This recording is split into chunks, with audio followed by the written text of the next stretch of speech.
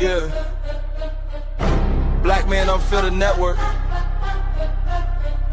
We ain't here to play nice. We here to flip everything they told you was normal. Hey. Yeah. Yeah. Hey. We flipping tables. Yeah. We breaking labels. Facts. No more silence, no more favors. Truth hit hard, can't save it. Yeah. We flipping tables. This that real, no cable. Hey. If it's fake, we unplug it. Welcome to the table. Yeah. I came in the room, they was comfortable, quiet. Smiling in your face, but behind it is riot. They told me be calm, but I'm built for the storm. When the truth in the building, you better transform. They don't like a man when he speak with direction. They love you when broken, confused, and correction. But I'm on a mission, I'm changing perception. No filter, no fear, just raw intersection. System designed just to keep you disabled. Mentally trapped, spiritually labeled. I'm cutting the cords, the lies getting fatal. If it ain't the truth, I'm flipping in the table. We flipping tables. Yeah. We breaking labels. Facts. No more silence, no more favors. Truth hit hard, can't save you. Yeah. We flipping tables. They said don't question, I said watch me. Too many men out here living sloppy. No guidance, no code, no structure, no lead. Now we wonder why families bleed. This ain't hate, this accountability. Look in the mirror with this vulnerability. Masculine frame with responsibility. That's what they fear, that's stability. I'm calling it out, no sugar, no glaze. We breaking these cycles, we shifting in the phase.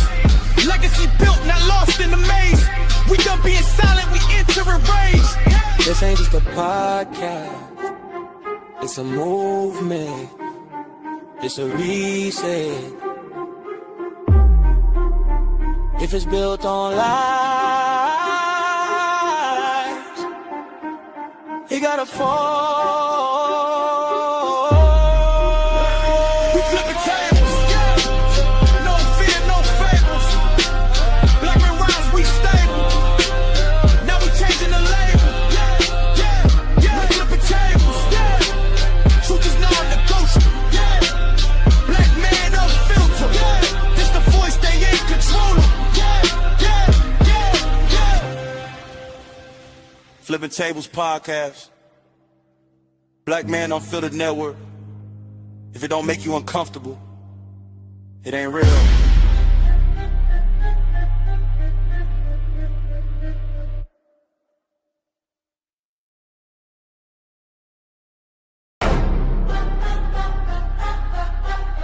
Yeah.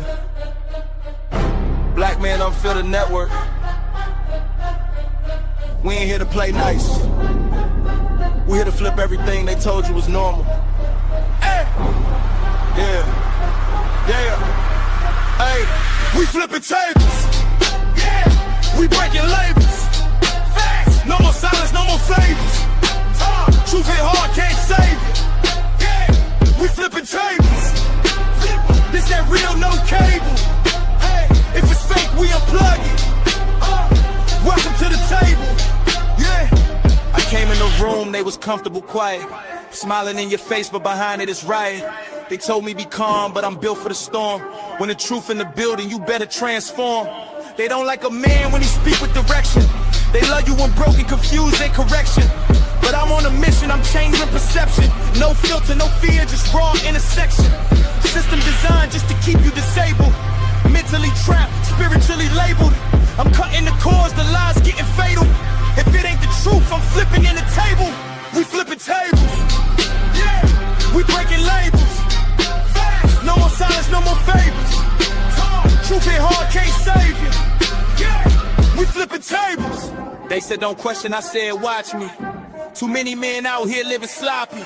No guidance, no code, no structure, no lead. Now we wonder why families bleed. This ain't hate, this accountability. Look in the mirror with this vulnerability. Masculine frame with responsibility. That's what they fear, that's stability.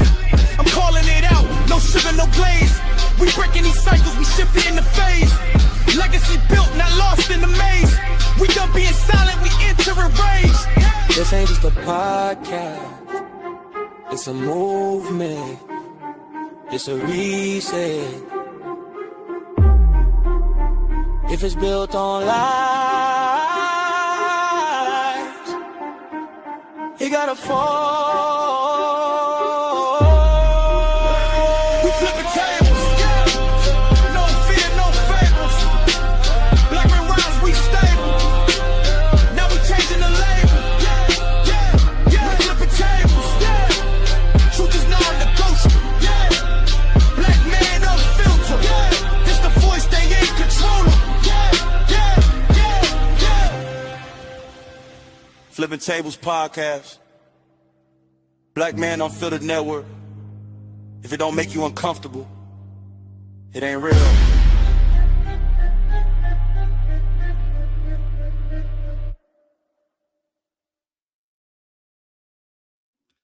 Yeah.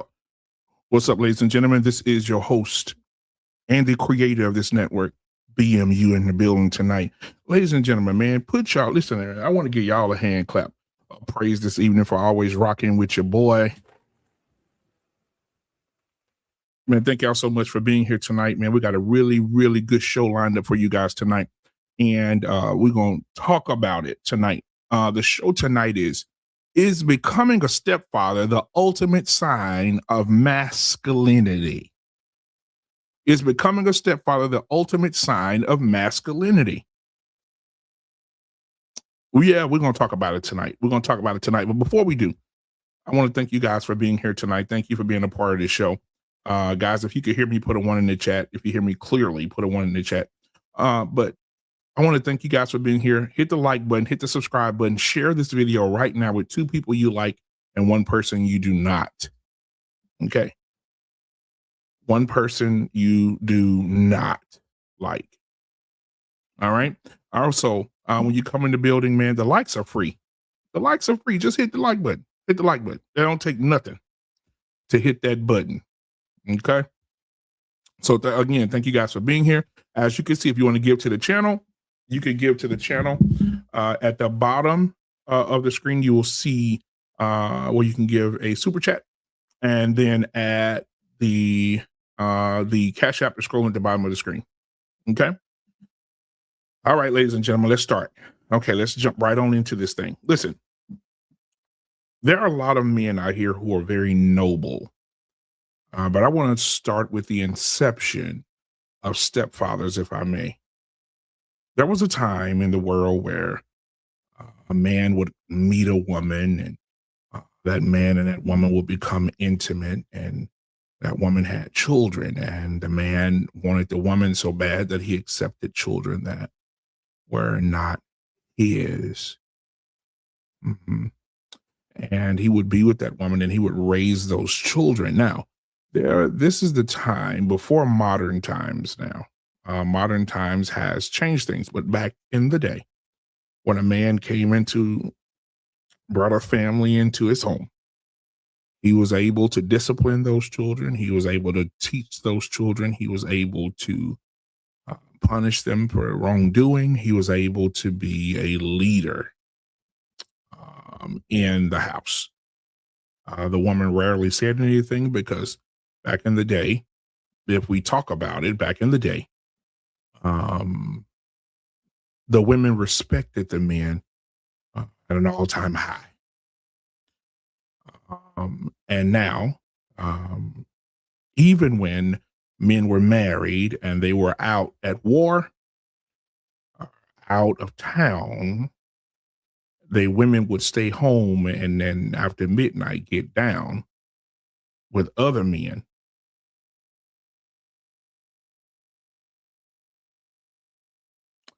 And all the children are dark skinned, and there's only one yellow skinned kid.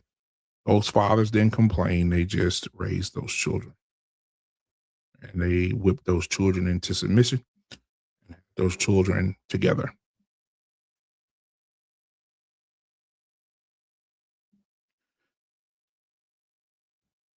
All right. Now, I want to talk about that tonight. I want to talk about how the stepdaddy thing has turned significantly. Black men, if you're listening, clip this. If you're listening to me right now and you're a stepfather, I'm praying for you. Because the difference between a stepfather of then and a stepfather of now is that a stepfather now has to worry about the baby's father coming to the house, still trying to stroke the girlfriend out or the wife out. Now you also have to worry about the kids being disrespectful because they weren't taught any respect by their mom, or and now you have to deal with you ain't my daddy, and you're paying all the bills and making sure this uh, little troublemaker gets his fees paid for basketball or football or dance. Or um, there's so many different avenues that we can go down with this. Today's stepfather is not yesterday's stepfather. Today's stepfather is not yet the stepfather of yesterday. The stepfather of yesterday was commended on being a man. Today, a stepfather is a trap. Why do you say that, BMU? I'm so glad you asked. Because now you have the modern woman who won't even listen to the black man. Do you think she's going to let you speak any knowledge or discipline into her children if they're not yours? I was listening to a podcast the other day and I heard a young man say, a man ejaculated in a cup, and just go hand it to another man and say, hey, take care of that for me. That's the equivalency of today's stepfather. Stepfather today is a trap. And the reason is because you can't touch the kids. You can't discipline them. You can't give them direction. You can't give them stability. The woman is telling the man, I'm gonna do what I want to do with my child. This is not your child. Find you your child. Talk about your child. Go discipline your child.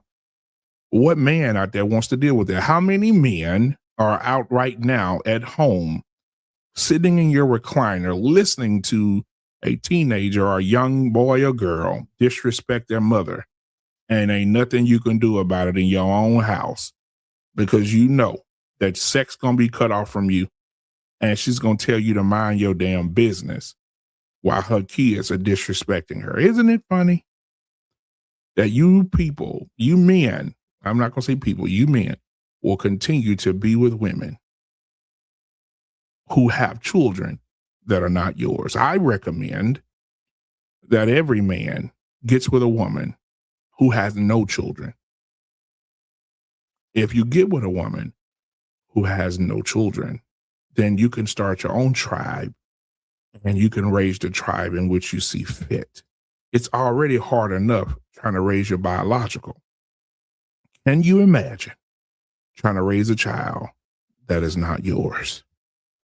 Guys, anybody is welcome up on the panel to challenge this thought or agree with this thought. Now, as you look into the chat, you will see, join the show. There is a link there. You can hit that link and come on up here and have this conversation. But I'm here to tell you, tonight, we are going to look at what masculinity is, because now masculinity is defined as a man who is a stepfather. Now, you may be asking yourself, why would you say that, BMU? I'm glad you asked. There's a viral video going around of brother Russell Wilson and his stepson. And Russell Wilson has been praised by the black community, per se, so the women. They love Russ. Every woman wants them a Russ. And what did Russ say? Russ say, this is my child. God has called me to a time such as this to be this little future's daddy. He said, if Joseph could do it for Jesus, I can do it for little future. If Joseph did it for Jesus, I can do it for little future. Well, I hope he's well read in the Bible, because Joseph had a problem with Mary being pregnant and he ain't never hid it. Let me say it again. Joseph had a problem with Mary being pregnant, and he knew that it wasn't his. So much so that God sent an angel down to talk to Joseph, to tell Joseph that Mary, who was a virgin, would be with child. Oh, I'm cooking right now. Anybody want to taste it? Because Mary was supposedly a virgin, immaculate conception. So Joseph took on a child who was given to Mary by God and not by another man. But Joseph had to be told by an angel that showed up while he was asleep. He had to be told, that ain't another man's baby, Joseph. That is the son of man that Mary's carrying, and I need you to understand that. And Joseph said, okay, took a deep breath. But can you imagine what would have happened to old Joe if Mary would have backdoored him? Do we think Joe would have took care of Jesus if Mary had slept with Moses? Listen, the stepfathers of then are not the stepfathers of now. I've seen a lot of men who are looking for clout, who are on these streaming services, commending Russell Wilson for his per se beautiful way of how he's handling Little Future. Now, Sierra, let's just look at the root of the problem. Sierra, who was one of the most popular singers, pop singers, that you want to, think about in the early 2000s. She was very reckless with her vagina, and she slept with a man who already had 16 damn children. And she knew he had 16 children, and she still popped that thing open anyway and allowed him to put one in her. This is the delusion of our women today. And even though she knew he wasn't taking care of them kids, she still would let him go in unprotected and knocking her down. We do know that Russell Wilson ain't hitting it like Future probably was hitting it. And she probably think about him often. But that's another show for another day. Most women do that, fellas. Don't get too high and mighty, and don't let your ego grow to the vines of heaven, because there's somebody out there that knocked your woman's pelvis loose, and she's with you now, and she's settling because you're a good man, but she missed the penis of the bad man. Amen. Yeah, she does. But guys, if you want to come up and have this conversation, I'm here to have it. I am here to help you guys understand what is happening with stepdaddies today. Now, I got a video I'm going to play in a few minutes of Ryan Clark on The Pivot. If anyone's familiar with The Pivot, it is a sports show that has turned into a soap opera talking about these things. And so we're going to have the conversation based on the video of Ryan Clark saying that the most masculine thing you can do is be a stepdaddy. So let me get this video ready for y'all. So what do you guys think? If you're watching right now, put it in the chat. What do you think? Is it a very masculine thing to become a stepfather, or are we delusional here? Delusion runs deep. What is it about a man who has no children who would go and be with a woman who has tied her tubular and tied those things up to the point he can't have his own child? What man wants to be in a relationship with a woman that he can't produce his own children?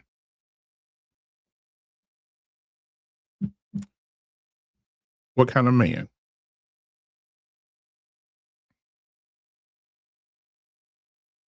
What kind of man would do that? I think I got the video ready for you guys. Let me see.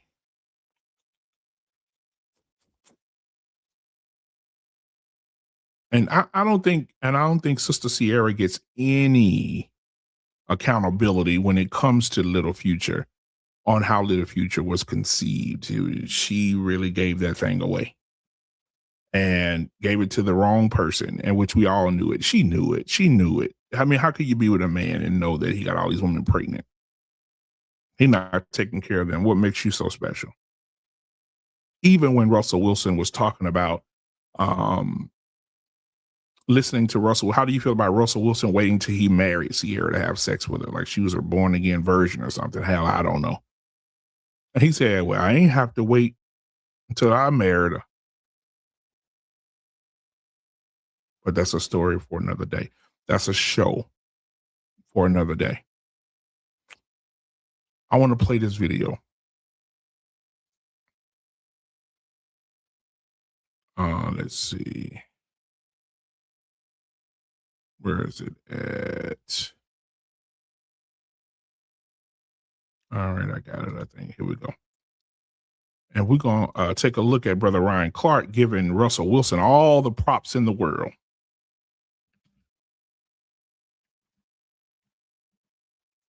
Let's see, where is it at? Here we go.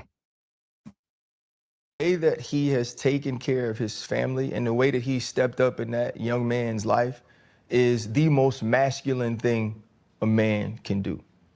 When you marry a woman and she already has a child, you say, I'm going to love you and I'm going to love that child fully because that child is all of you as well. And being a quote unquote stepdad, which Russell Wilson is not, right. Because when you take that job to be a father, and you have to love that child like that child is your own, like you and your wife made that child. And sometimes as a quote unquote stepdad or stepmother, you have to love that child knowing that that love may never be reciprocated. You have to love that child like you are that child's father, knowing that they may never see you that way. And you have to love that child like you are that child's father. And if the father is in their life, know when to step back. And that's difficult to do because you're pouring all your love into that kid every single day. Mm-hmm. And to step up and to be able to do that for Russell Wilson, to me, is his crowning achievement. The Super Bowls, the Pro Bowls, like that is the thing that I think stands above and beyond all of those things. Because the other thing you step up for when you are marrying someone that already has a child is a trauma and an emotion and experiences that are outside of you. You could give that kid all you want and they could still long for that person.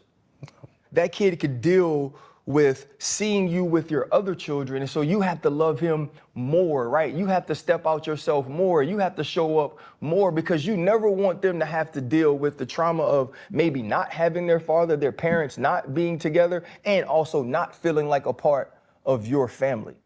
And so I think it's amazing what he's done, how there is no difference. And I want to say this. 4 years ago, we had a conversation about Russell Wilson. And looking back on it, it was immature. And we don't have like a combative show. We don't. All right. Now that's what he said. Now let's go to some of these comedians who lended, I guess they had single moms as well, because a lot of the men who are speaking on the matter, I believe, didn't have their fathers. So I believe that they're looking for something out of what he's doing. All right, let's play this. Ladies and gentlemen, former NFL player Ryan Clark said Russell Wilson stepping up to take care of Future's baby with Sierra is the most masculine thing that a man can do.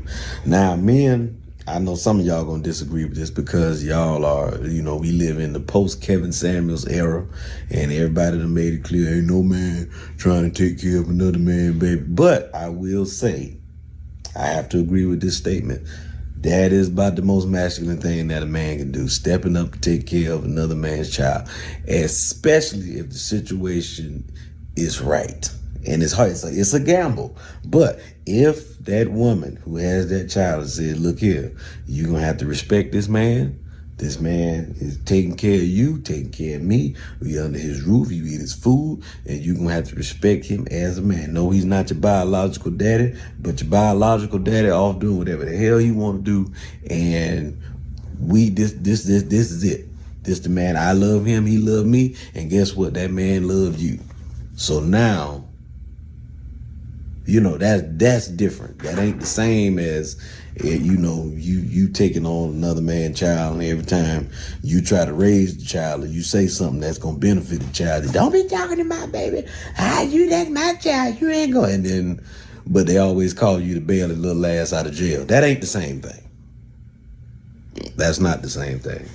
No, man, but yeah, that's a huge responsibility. One of the most masculine things a man can do is take on another man's cross while carrying his own.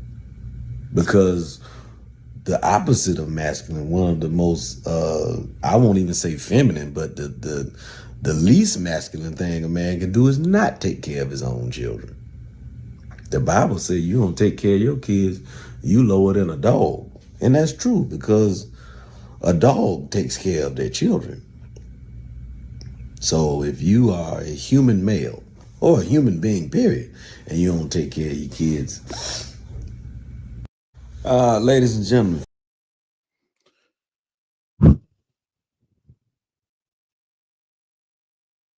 Y'all, what are we doing here? This is the message that's being sent out. This is the message that's being sent out. Stepdaddies are the most masculine thing that you could ever do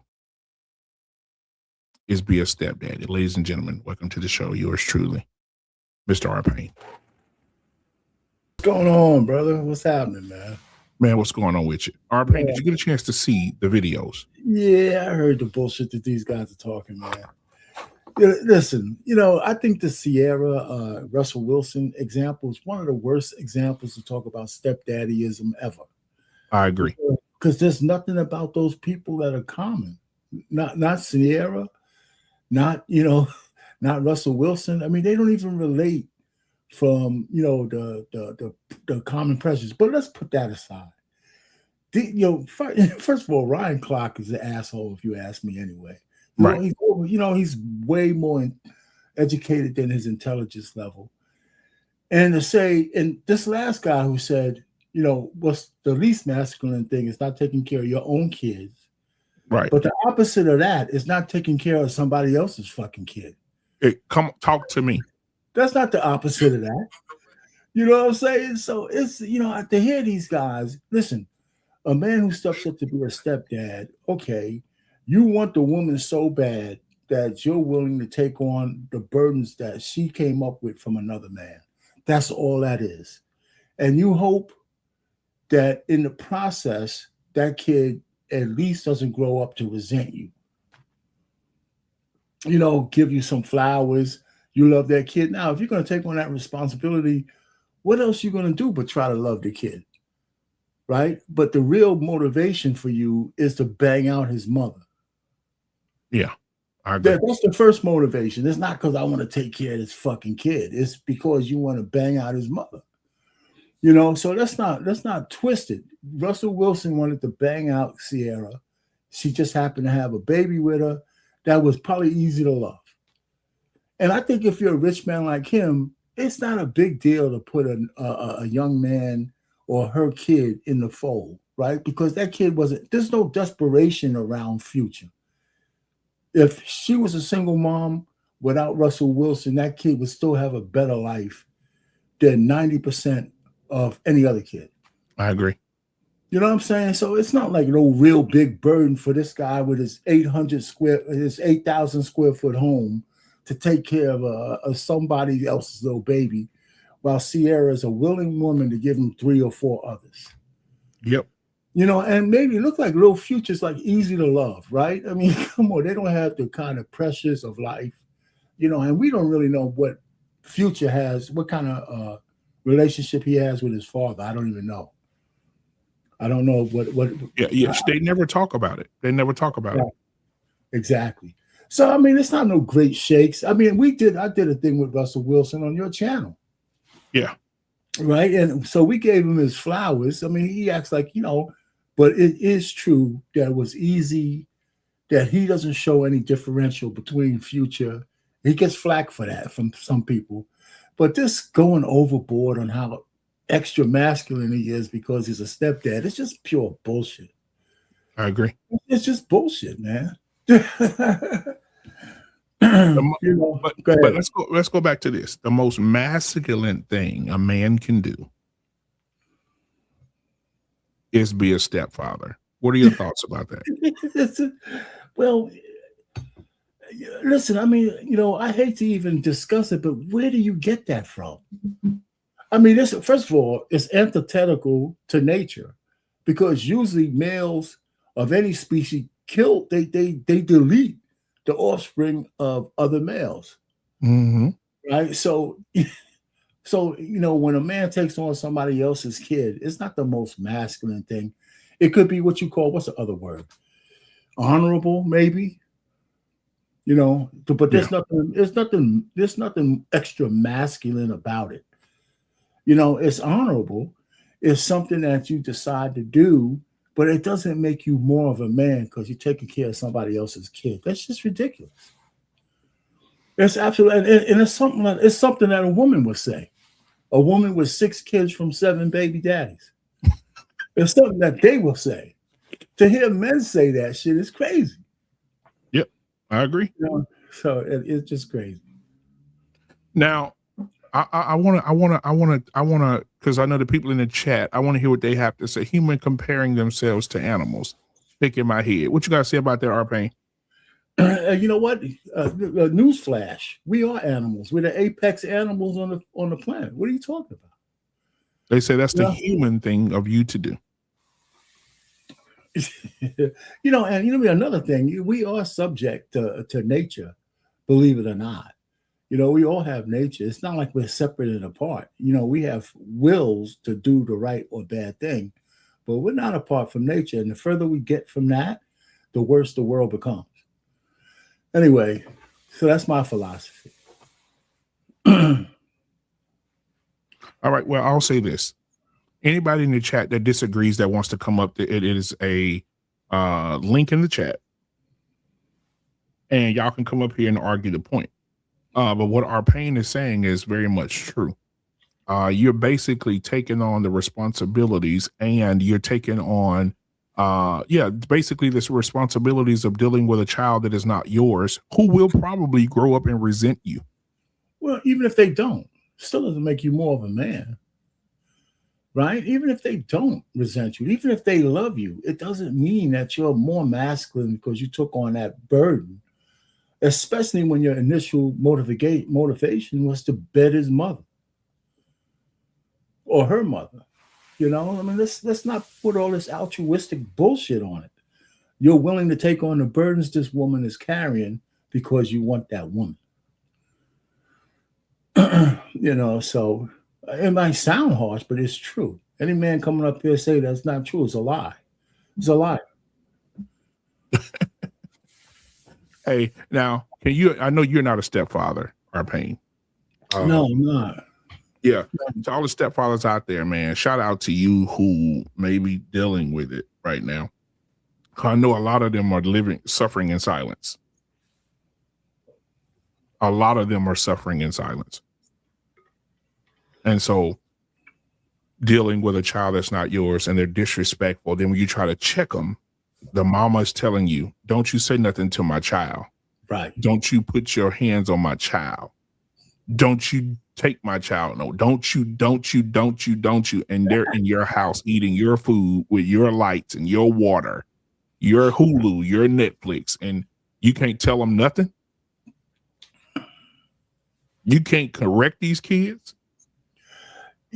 Can I just say one thing? Here's my thing, right? When we talk about these things, it seems like, guys who come up here who don't agree with the female narrative about a man stepping up to be a stepdad.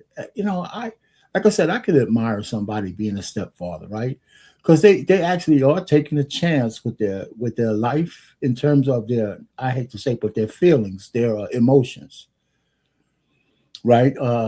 So you're taking a chance. But a lot of guys don't vet the responsibility of being a stepdad properly. But most people don't even vet how it is to be in a relationship with a woman. And now you have a woman with a kid. And here's the other thing. If I choose a woman, I don't want to have a relationship with her fucking kid's father. If he's still in the picture. Clip right? that. I mean, why would I want to have a relationship with this dude? It's just like, adding extra layers to life that's already complicated enough. So our pain, you're saying that if you were married to a woman who already had children, you're saying that you would not be able to coexist with the father, with the baby's, with the child's father. No, that's not what I'm saying. I'm saying that it's because I wouldn't marry a woman with kids. Mm-hmm. Because I wouldn't want to have a relationship with the kid's father, because you're going to have to if you're going to raise that kid. Right. How are you going to get around it? It's just so many different layers to it. Now, listen, the greatest gift a woman can give a man is a baby. That fucking guy is going to always have access to your wife. Yep. I mean, no matter what the women say, they're full of shit. The guy who's the father of their kid always has access. It doesn't have to be sexual access, but it's always an emotional access, especially when they're trying to co-parent, right? Mm-hmm. If they can, so you and your wife, right, are getting ready to go out and have a nice evening. You haven't been able to do it, with all the pressures of life. She gets a call from her baby's father, right? Mm-hmm. And they have an argument over the phone. What happens to the rest of your evening?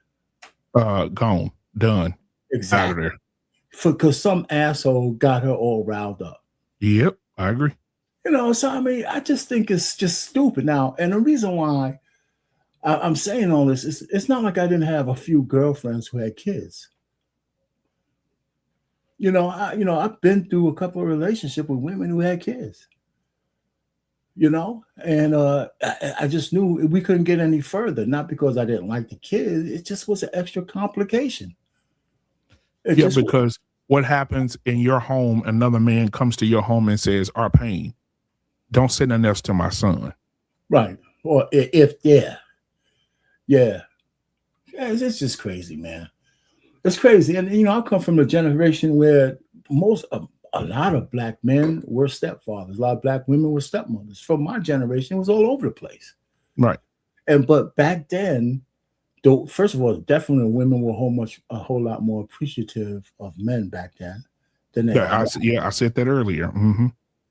The women don't give a shit about the guy. You just, I'm still doing you a favor. I'm a package deal, and you still should pedalize, put me on a pedestal. Yep. It's just all bullshit. And so if you could say, if you had a son and he came home with a woman who had 4 children by 4 baby daddies, what advice would you give him? Well, I would hope that I gave him enough advice that he would never do some stupid shit like that. Because here's the thing, after the fact, here's the point, the really point is you got to be preventative, because when a man gets wrapped up around a woman, you can't talk him out of it. You ever try to talk a guy out of when he's enamored with a chick, no matter how fucked up she is? Yeah. You can't do it. He's got to learn a hard lesson. So I mean, just think about it. You can't talk a man out of, you just can't. You might try. But listen to what's a good example? How about that guy, Hunt, the guy from, who had the chick from college who is getting ready to take him to the cleaners, Travis Hunter? Travis Hunter, yeah, man. They tried to tell him. The whole world couldn't tell that guy, this goofy ass, not to marry that chick.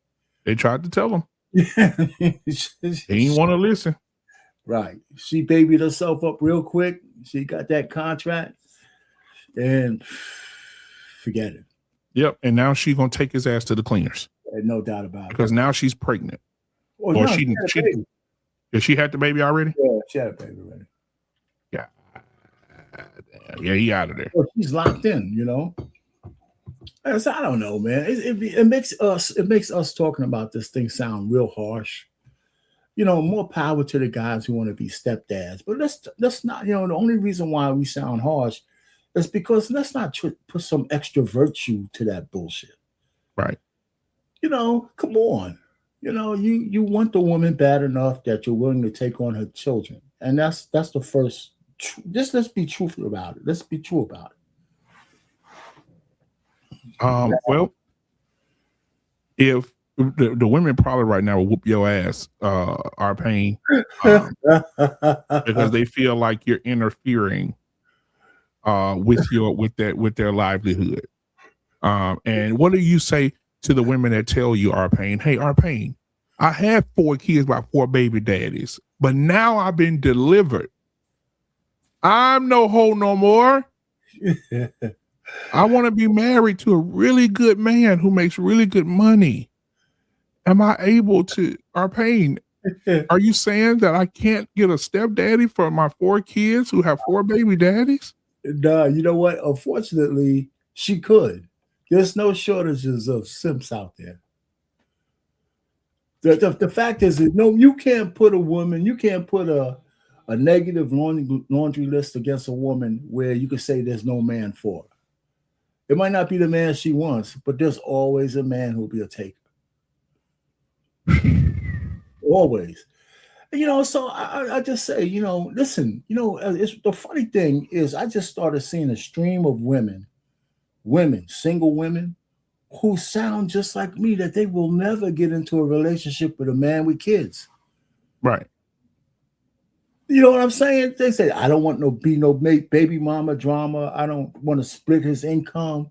I can't stand the thought of, you know, if we're going to have children, if I'm going to have children, I want to be his first and his first. Mm. And here's the other thing. 65% of women with 800 kids don't want a man. They don't want a man with kids. 65% of them. You know what I'm saying? So it's not like this is a man thing. Women don't even want to have be stepmoms. Absolutely. Greg, I see you in the back. I need you to turn your camera on, sir. You know, so that's why it's funny, because that could be a whole thing. You know, men are taking the burden. I need to know that you're a real person, Greg. So I need you to flash your camera on so I can see your face clearly, and then I can bring you up. Is that London Greg? Yeah. Is it? I don't know. I need him to flash the camera. You still got to follow the rules, man. I dig it. Yeah, I need to. I see him to flash that camera real quick. That's all. I don't know if he hears you. I don't know if he hears me either. No, he hears you. I mean, I'm sure he does, man. Hey, Greg, can you hear me? Yo. Yeah, can you flash your camera real quick so I can see you? Yeah, you got to come on. He's a good one. No, I can't tell you that. I can't remember. I don't know for sure. But you got to come on screen, bro.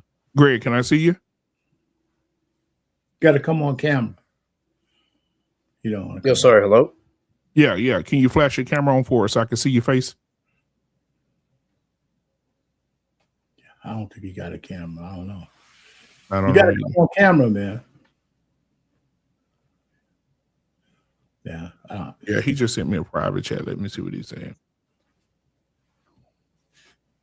Well, he said why. The reason why is because people try to come on shows and pull their dicks out, show their asses, any type of nudity, anything that's against YouTube policies and procedures, and that can get your channel deleted off of YouTube. And so I built something that I don't want to destroy. Yeah, but I'm still going to need you to, you're not on stage right now. I just need you to turn your camera on before I bring you up, even with your voice. I need to see that you're a real person in the back first. I'm not going to bring you up and let everybody see your face. I just need you to turn your camera on while you're in the back here so I can see you. You're in the green room right now. Nobody can see you. I just need you to turn your camera on so I can see that you're a real person.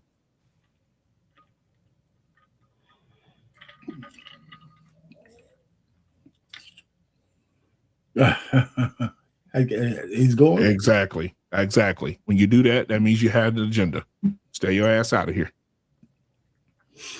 Anyway, man. So, hey, listen. Did you see So I don't know if you're going to use this video tonight though about the chick who wanted her stepfather to pay for the wedding and it went viral around. Did you see that? And the daddy, she wanted the stepfather to pay for the wedding, but wanted her daddy to walk her down the aisle. Exactly. Oh, hell no. I mean, she went through a whole diatribe and trying to, because a lot of people did like reaction videos to that. And then he came on himself. Now, I think that's a old one that's been revisited because I think I've seen that guy before talking about that same thing. Right. But we never saw the girl herself. And let's just say the whole skit is real. I mean, she got some damn nerve, right? Exactly. And then she lied to him so he could pay for it. And she wasn't going to tell him to the last minute. Yep, exactly. And I think this for sure. Oh, there's Greg right there. Greg, blink your eyes, Greg, for me. Blink them. Blink them. Blink them. Blink them. Yeah, he's winking. What's going on, Greg? Okay, let's see. What's up, Greg? Oh, what's up, Greg? Yo. Yeah, what you got for us, man? Yo, what's up, man? How you guys doing? Doing pretty good. Okay. We're not gonna bring you up here because your camera's off. But go ahead. Yeah, no, I understand that. That's great policy. I respect that. Anyways, what's the topic of discussion? So, is becoming a stepfather the ultimate sign of masculinity? Yeah, that's you it. Believe so? That's the topic. Sorry, I cut out. I say, do you believe that becoming a stepfather is the ultimate sign of masculinity? No, not really. Are you a stepfather? No. Are you a father? Nope. Oh, okay. So what do you have on the subject matter? Yeah. Hello? Yeah, we hear you, man. Just go. Yeah, we hear you. Go ahead. Oh, sorry. It keeps cutting out. I don't know why. Yeah, but we hear you. We hear you fine. Just talk. Yeah, we can hear you. Guys, no offense, but I hate black people. Hey, but listen, I know, I understand that we were, but and while we were fucking your mother the other day, she told us the same thing. Oh, yeah, but that's not an argument. That is an argument. That's not an argument, though. What the heck? But anyways, guys, just take the guy down. You guys are 50. You guys represent 52% of all crimes. 50% of black kids don't have fathers. Yeah. You guys, according to the demographics, you guys have the most abortions. I mean, you guys are uncivilized. And I'll love to have a debate on how you guys could defend your people, you know? And I agree. And I also know that your mom and her grandfather. Once again, that's not an argument. That shows a mentality. Why are we fucking around with this guy, man? Just bring him down, man. Let's not do this, man. Thank you. You know, I get him. I tear him up. I tear his ass up. Let's not even go there, man. Let's not even go there with somebody. But yeah, so yeah, he didn't want to talk about nothing. Yeah, he need to go to bed. Thank you, Asada. He need to go to bed. Guys, right now, thank you for being here. Hit the like button, hit the subscribe button, share with 2 people you like and 1 person you don't. Let's get these numbers up. Hit the like button and subscribe button. So back to what I was saying. I want to watch. We're gonna watch this video again of Ryan Clark because I know some people probably just came in and want to see it, and I want y'all to see Ryan Clark. I don't know what they got into Ryan. Ryan's not a stepfather, is he? I don't know. I really don't know. I know he's married. He is. Yeah, he's not. The way that he has taken care of his family and the way that he stepped up in that young man's life is the most masculine thing a man can do. When you marry a woman and she already has a child, you say, I'm going to love you and I'm going to love that child fully because that child is all of you as well. And being a quote unquote stepdad, which Russell Wilson is not, because when you take that job to be a father, and you have to love that child like that child is your own, like you and your wife made that child. And sometimes as a quote unquote stepdad or stepmother, you have to love that child knowing that that love may never be reciprocated. You have to love that child like you are that child's father, knowing that they may never see you that way. And you have to love that child like you are that child's father And if the father is in their life, know when to step back. And that's difficult to do because you're pouring all your love into that kid every single day. And to step up and to be able to do that for Russell Wilson, to me, is his crowning achievement. The Super Bowls, the Pro Bowls, like that is the thing that I think stands above and beyond all of those things. Because the other thing you step up for when you are marrying someone that already has a child is a trauma and an emotion and experiences that are outside of you. You could give that kid all you want and they could still long for that person. That kid could deal with seeing you with your other children. And so you have to love him more, right? You have to step out yourself more. You have to show up more because you never want them to have to deal with the trauma of maybe not having their father, their parents not being together, and also not feeling like a part of your family. And so I think it's amazing what he's done, how there is no difference. And I want to say this. 4 years ago, we had a conversation about Russell Wilson. And looking back on it, it was immature. And we don't have like a combative show. We don't. All right. So Kimberly Cortez, how you doing today, sweetheart? I need to see you, baby. Could you turn your camera on for us, ma'am? And we'll definitely get you up here. I just need to know you're a real person. We've had some real crazy people come up here tonight. So no offense to you, but Kimberly, if you could flash your camera on for us real quick, let us know you're a real person. I'll bring you up. We can have the conversation. I can bring you up with audio only if you need that, but I need to see you first in the back. Nobody can see you right now. I just need you to turn your camera on, let me know you're a real person. Whenever you're comfortable and ready to do that, let me know that, and then we'll bring you up. So he says that he said, yeah, see, they playing tonight. So he said, Arpain, that in order for you to be a great father, I mean, in order for you to love that child, you have to love that child more than you love your own children. You have to love her child more than you love your own children. Why is that? You muted. Oh, I'm sorry. That's the problem with Ryan Clark. He goes overboard. He just goes overboard. It's hyperbole, to try to strengthen his argument.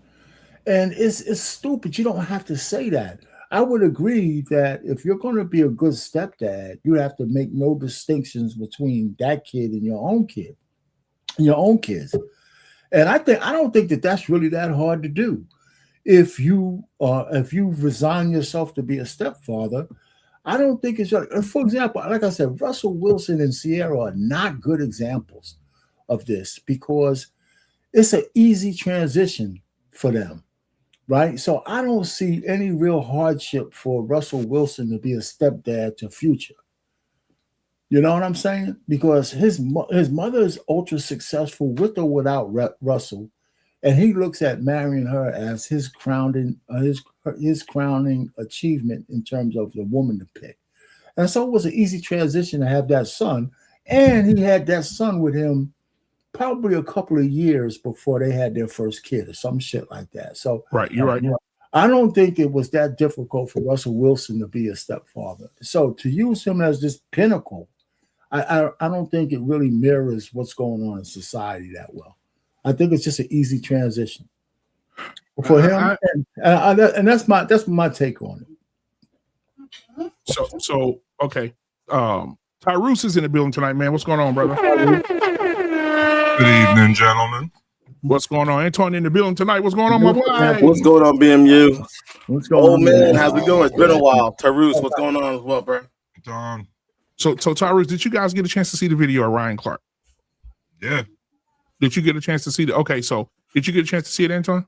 I was watching. I got a chance to catch. I didn't catch it from the beginning, but I did get a chance to catch the gist of what he was saying. Okay, so for the audience sake, I'll play Ryan Clark, and then I'll go into the other guy who said something about it too. Here we go. The way that he has taken care of his family and the way that he stepped up in that young man's life is the most masculine thing a man can do. Can y'all hear it? When you marry a woman and she already has a child, you say, I'm going to love you and I'm going to love that child fully, because that child is all of you as well. And being a quote unquote stepdad, which Russell Wilson is not, right. Because when you take that job to be a father.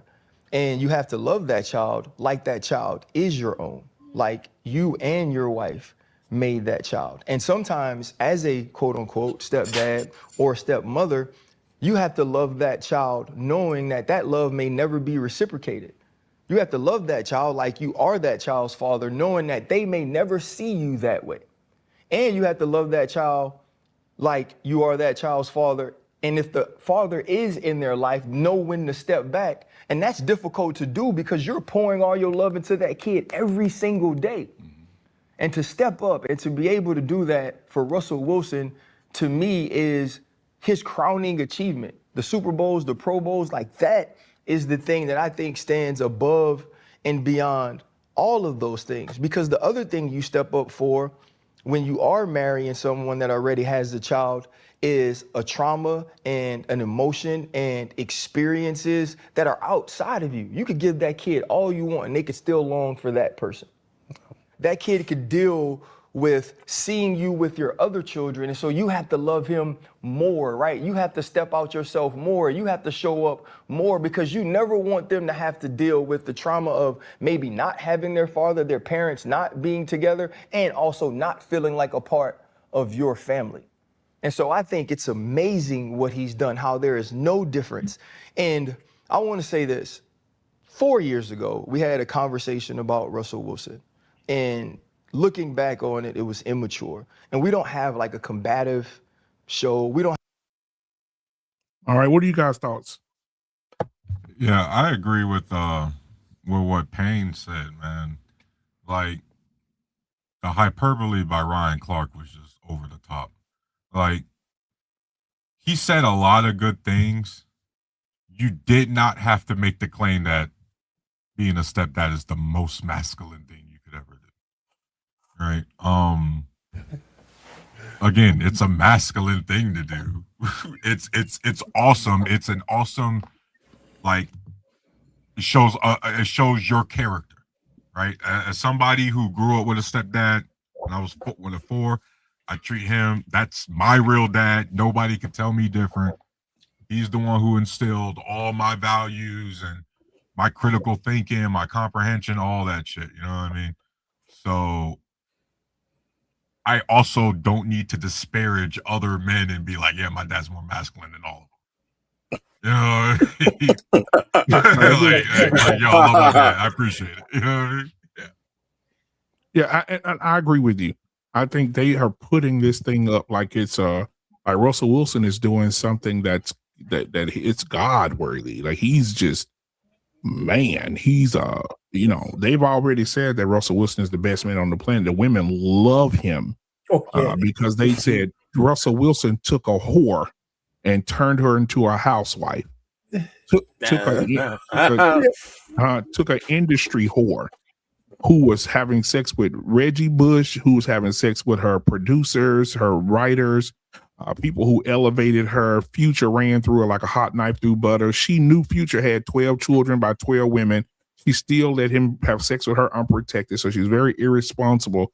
And for a woman to go through there and for a man to take her through there, like Future did, and to have Russell Wilson come and say, your body is so golden and eloquent to me. It is such angelic skin to me that I can't insert my penis into your body unless I'm married to you.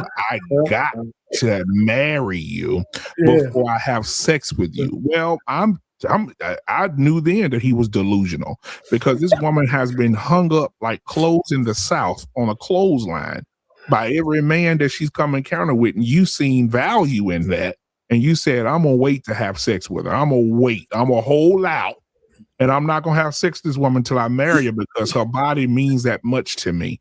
But she got, but think about it. 2 years prior, because I think she got with him when the Future was 2. 2 years prior, she was laying on her back in some trap house, getting knocked loose, spinal cord getting pushed to the left. But pelvis being 2 years later, Afghanistan. And I'm trying to understand. But BMU, you don't think that some way that Russell Wilson, I want to use the word saved, but redeemed her? Because to the outside world, she's been almost like a perfect wife to this dude. The last transformation for a hoe is a religious woman. Oh, stop being. By the way, BMU, can you tell the audience real quick, guys? BMU, how long have they been married? I have. Let me see. I'll check. Hold on a second. Yeah, check. Let's do a quick fact check, real quick, guys. Let's have all the facts out here. Okay, hold on. Let's see. Right, I'm gonna check for you right now, Tyrese. Right, check how long they've been married and what was the official age that Russell Wilson became Future's stepdad or little Future stepdad. Because he was also super young, right? He was like 2 years old or something like that. So they've been together. They got married. They've been married for 9 years. Yep. 9 years, and you're still trying to claim somebody's delusional, BMU. It worked. It's working. Like seriously, like seriously, stop. Let's stop pretending like most of the dudes who will watch this show or watch these YouTube streets don't wish they could lock down someone like Sierra, regardless of the personal baggage. Let's stop pretending like dudes don't be putting rings on fingers of women way worse than Sierra. There's no doubt about it. Thank you, Payne. Thank you, Anton. Go ahead, Anton. Tyrese, you making it sound like she a back rat or something. That's the thing. She isn't. BMU is so obsessed with somebody's past that he doesn't care that like somehow somebody's not redeemable. Somehow you're not capable of maturing and becoming a better person. Tyrese, let me ask you a question. Hold on, Anton. Let me ask him a question. Tyrese is my brother, y'all. Let me ask my brother a question. Tyrese, you have a beautiful BMW. Did you buy it new or used? Used. How you enjoying it? I love it. Mm-hmm. What's the difference? Guess what, BMU? That's going to be my first. That white BMW M6 Grand Coupe that you like so much that I love too, with 600 horses, will be my first car in the collection when I get my detached garage built. I'm keeping that forever. Okay. So basically, you're telling good men to purchase pre-owned women. I'm saying you purchase. Oh my God. Okay, guys. Don't say guys. BMU, because you're my brother, I'm going to entertain this tonight. Okay. Thank you. And so for all the ladies listening, show me some grace. Y'all know how I typically am, but tonight I'm going to entertain this. Okay. You can either buy a used German model car or any model car that you know is still reliable, or you could buy some of these brand new cars that still be breaking down right out the gate. They don't even make it to their warranty. Right? Like, let's stop acting like there ain't lemons anywhere you go. So you can pick any car on the lot, and that shit could end up being a lemon. Okay. So you're saying that whores are redeemable? Yes. Wow. Yep.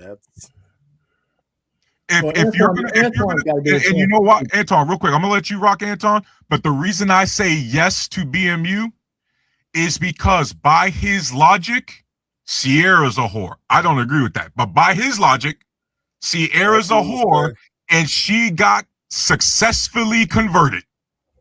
So yes, you can convert a whore. You can say, go ahead, Anton. Yo, honestly, I love you, Tyrese. To be honest, Russell's been more of a father to Little Future than Future has.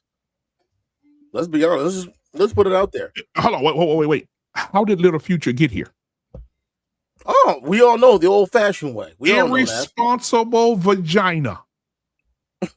When she irresponsible dick. Irresponsible dick. It takes two to tango, BMU. Yeah. You're right.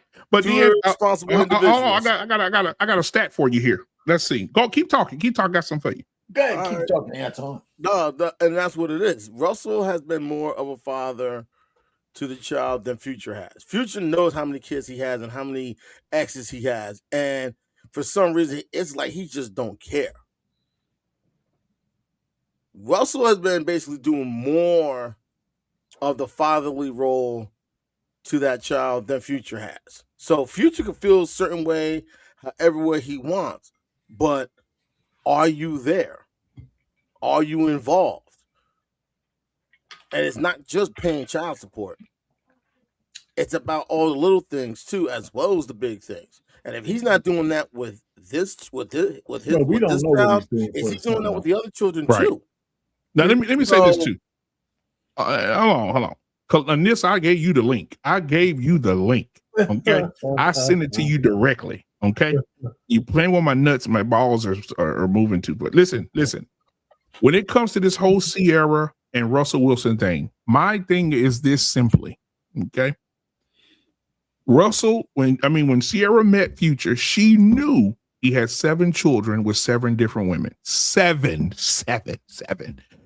children, 7 different women.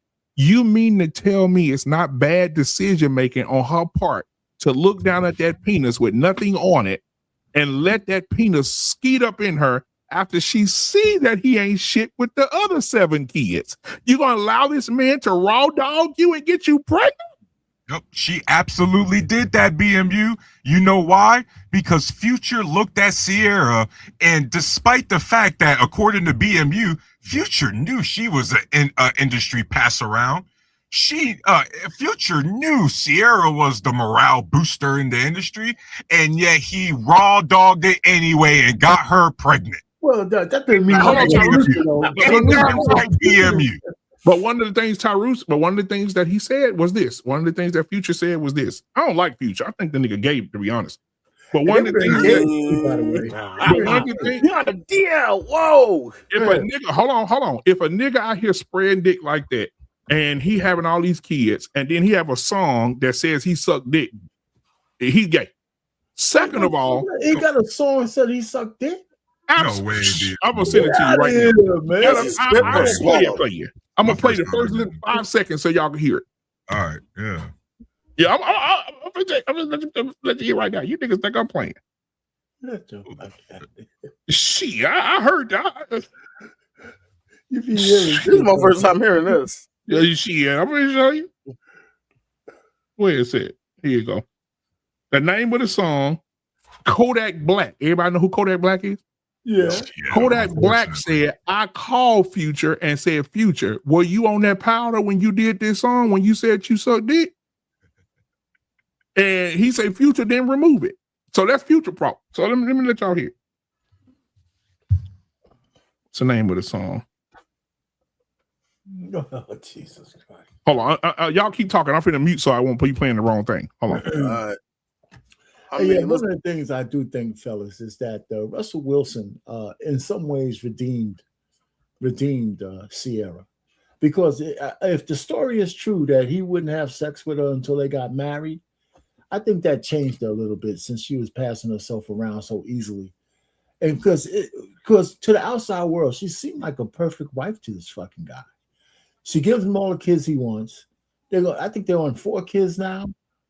You know, so I'm hard pressed to talk about it. Their relationship is not typical in terms of their wealth and in terms of the things that the way they're living. That's not the typical baby mama situation. It's just not. I mean, honestly, I think what it is also, Russell gave her validation. Russell saw something in Sierra that she might not have seen in herself. Exactly. He saw something in her that she didn't see. Right.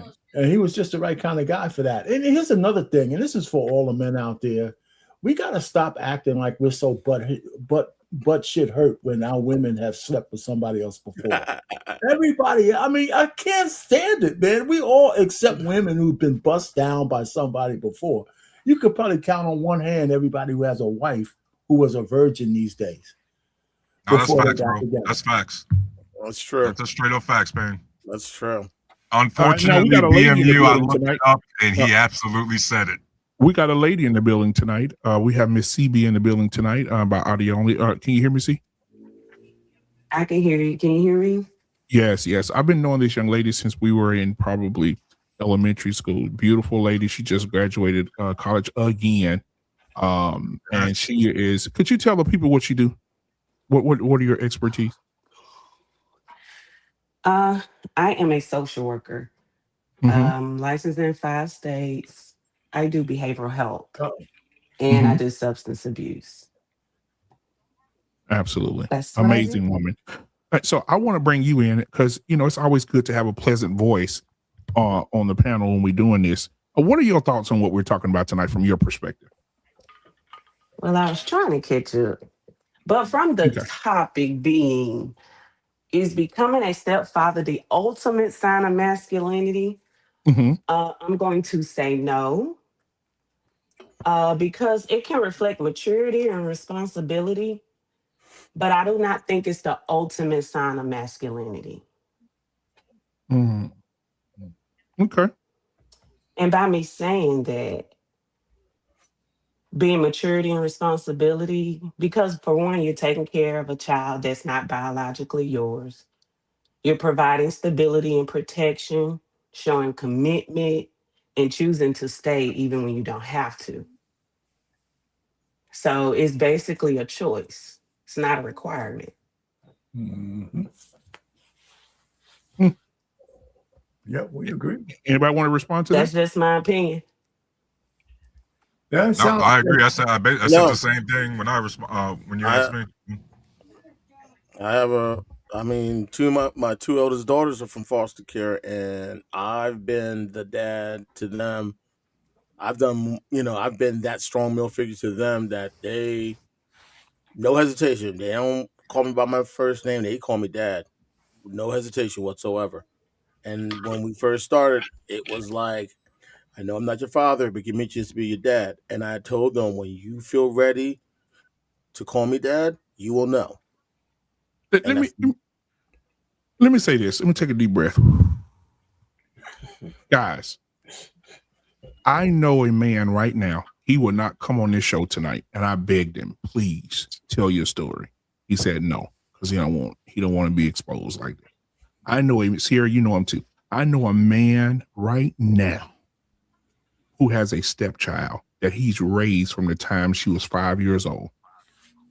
He took care of her, was at every fucking dance recital. He was at every damn thing she did, her graduation, paid for her clothes throughout her life, paid for her shoes, loved her mom, all this stuff.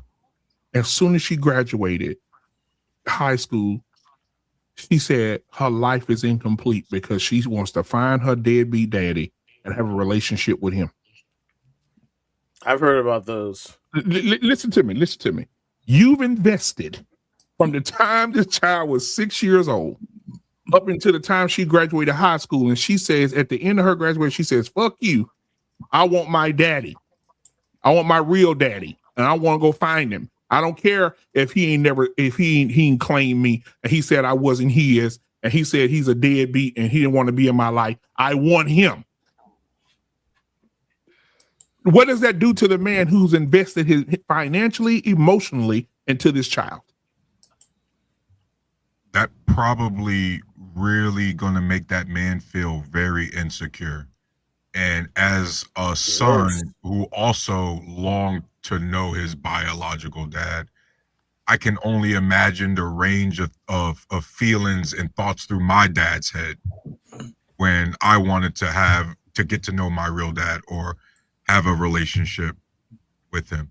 That didn't invalidate, by the way, any of the teachings that he did. It didn't invalidate any of the experience that we have.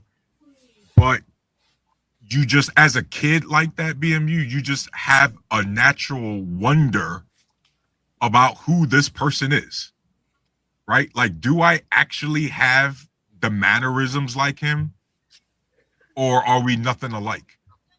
Right? Those are questions that just as a human being, BMU, like kids want to know, right? And then on top of that, you got to remember, bro, they're 18, 19, you're still a kid. You're still a kid. You're still going through all the emotions. Like, I don't want to speak on that situation. I'm just simply saying kids say rough ass shit as teenagers, bro.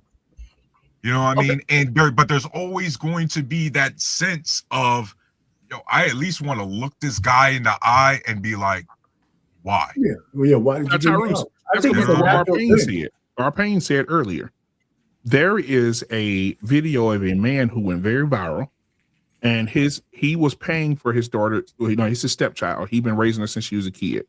He's paying for the wedding because he's the father figure, right? He's the stepdad. He's paying for her entire wedding. He's paying for the venue. He's paying for all the everything that goes with the wedding. He's paying for it. His daughter sat him down and said, Dad, she called him Dad, I'm going to get married. When it comes to walking down the aisle, I'm going to I want my real daddy to walk me down the aisle. Now, he's been raising her since she was a kid, and she's telling him, I want my real dad who's done nothing for her to walk her down the aisle. And this stepdaddy said, you think I'm going to pay for a fucking wedding for you to have a deadbeat nigga walk you down the aisle? Are you crazy? Mm-hmm. For that scenario, for that situation, that's out of line. You know what I mean? That's you don't do something like that. His ghetto point of view, I can't see you, but that's disrespectful. What's up, ghetto point of view? Yeah, I'll wait till you flash his camera. You know, people be playing. Hey, what's Sierra, up, do you have anything you want to say about that, sweetheart? Want to make sure you get in right now. I'm gonna get just code for you. About walking down the aisle, or yeah, like you were talking about? No, both. You could do both. You could talk about both. The young child who graduated and looking now, I want a relationship with I want to have a relationship with a man has never done anything for me after this other man, the stepdad that invested all these years. And on the flip side, there's an adult woman who is getting married and daddy never done nothing for her. Stepdad is paying for the entire wedding, and she's saying, I want my daddy to walk me down the aisle, not you. Oh, so that's not the same kid. That was two different situations. Two different scenarios. This is my first time hearing this one. It's two different situations. I mean, with the dad, with her wanting her biological dad to walk her down the aisle, I mean, that's her choice. Do the stepdad have to pay for the wedding? No. Hell no, I would. Shit, bullshit. I wouldn't. I'm not saying that because, I'm hurt or anything like that, but it's more of, if I invested in you since what age? She was a baby. She was like she was young. A baby. Mm-hmm. And you want your dad to walk you down the aisle? He paid for her college. He paid for her college. Yeah, he paid for her college and everything, he said. All his fault. Yeah. Yep. I wouldn't pay for it. I would. But that's what he said at the end of the video. He said, at the end of the video, he said, I told her, okay, cool. He can walk you down the aisle, but I'm getting refunds on every fucking thing I paid for. He said, I'm not paying for nothing. And he left for mama. And left the mama. Right? Because they were trying to finesse him. It is what it is. Listen, man. I'm glad I work with young fathers, right? Because the one thing that I would always tell them, and they would give me pushback because it wasn't something that we was used to, right? You meet a woman with some young kids and a father, reach out to that father. Put the responsibility back on him. Because the kid knows you ain't the father, and you trying to step in and dismiss the father. Why don't you tell him to go find a woman without kids? But hold up. But they already in it, right? I tell them that, but we got to deal with the issue initially. You got to deal with the issue. You're already in a relationship. So I'm going to take what I believe out of it. Listen, what's your father's name? I've had to call fathers like, listen, man, your child, they missing you. They want you. I would put it on that father. And a lot of times when those emotions get sort of balanced with the kid connecting with the true father early, and then as a man, you could talk to that dude like, look, man, you know what I'm saying? But not a lot of people going to do that. They want to jump in and say, I can save you. Because BMU, it was another video where a guy was told at graduation day, he ain't got a ticket to go to the graduation. I was seeing that all over the place. I'm like, but that's why it's unique. Because if I met a woman and she had a kid, do y'all got a relation? Do the kid got a relationship with his father? Oh, no. Well, hold up. He's a boy. Let's call my dad. He might not. He don't even want to see it. Yes, he do. He just don't want to deal with the conflict with you, and he's not gonna argue. But this is a new age time. Sometimes they'll argue with the woman, but most men ain't gonna just want to fight to be with their child just because I cheated with you. My child gonna grow up looking like me and acting like you. So I would always try to connect them and let the child and the father work those things out. Okay, so watch this. Watch this. Gentlemen, former NFL player Ryan Clark said Russell Wilson stepping up to take care of Future's baby with Sierra is the most masculine thing that a man can do. Now, men, I know some of y'all gonna disagree with this because y'all are, we live in the post Kevin Samuels era, and everybody done made it clear ain't no man trying to take care of another man, baby. But I will say, I have to agree with this statement. That is about the most masculine thing that a man can do, stepping up to take care of another man's child, especially if the situation is right. And it's hard. It's a gamble. But if that woman who has that child said, look here, you're going to have to respect this man. This man is taking care of you, taking care of me. We under his roof, you eat his food, and you're going to have to respect him as a man. No, he's not your biological daddy, but your biological daddy off doing whatever the hell he want to do. And this is it. This the man. I love him, he love me, and guess what? That man loved you. So now, that's different. That ain't the same as you taking on another man's child, and every time you try to raise the child or you say something that's gonna benefit the child, don't be talking to my baby. That's my child. You ain't going. But they always call you to bail the little ass out of jail. That ain't the same thing. That's not the same thing. No, man. But yeah, that's a huge responsibility. One of the most masculine things a man can do is take on another man's cross while carrying his own. I could definitely agree with what he's saying in that aspect. Oh shit. No, hold on, BMU. Go ahead. My best friend, before he passed away, God rest his soul, when he was married to his second wife, she has a daughter from a previous relationship. That young girl called him daddy. She knew who her biological father is, but she called him daddy because he was there and the biological father wasn't, for whatever reason. And the But you know what though? But hold on, BMU. And also the thing is, he basically was the father to her. I still stay in touch with his ex-wife and his daughter. We still talk and everything else. And the one thing I remember his ex-wife told me, because she's now 18, the one thing she was hoping to do was for him to adopt her. Unfortunately, that didn't happen. But the one thing she's now happy about when she turned 18 is now she can finally legally change her last name to his last name because he was always there. And still to this day, that's my daddy. She still feels that way about him to this day, even though he passed away a couple years ago. That's how much she is very grateful and appreciative for him for being there. And she will say with no hesitation, he's my daddy. Okay, and that's an outlier for me, right? That's an outlier. Let me give you the majority of situations of these children turning on the men who invested the most in them. And what I mean by that is that men are dealing with children. I'm trying to think of I just saw it the other day. I was watching a video the other day where this situation happened with the dad. Oh yeah. So this lady, grown ass woman, pretty, beautiful yellow skinned lady, pretty. She's real pretty. And she was on a live crying. I don't know if y'all saw this. It went viral. She was crying. And she said for years, her mom got a new guy. Her mom and dad didn't work. They got a divorce. She got a new guy. Is there a reason why I can't hear? Can you hear me? Go out and come back in. Can you hear me now? Okay, I'm gonna text her. But yeah, she was crying and she said her mom, hear me now, her mom got a new guy and forced a relationship with her and the new guy and said that he's more responsible than your dad.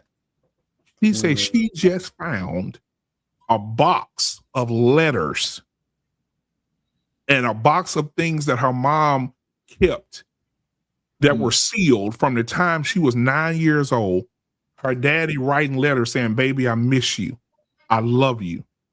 I can't see you like I want to see you." I know someone like that. I know someone who went through something like that. He wrote letters from the time this baby was 9. This woman 40. She says she just spent the last 6 months with her daddy as he was dying from cancer.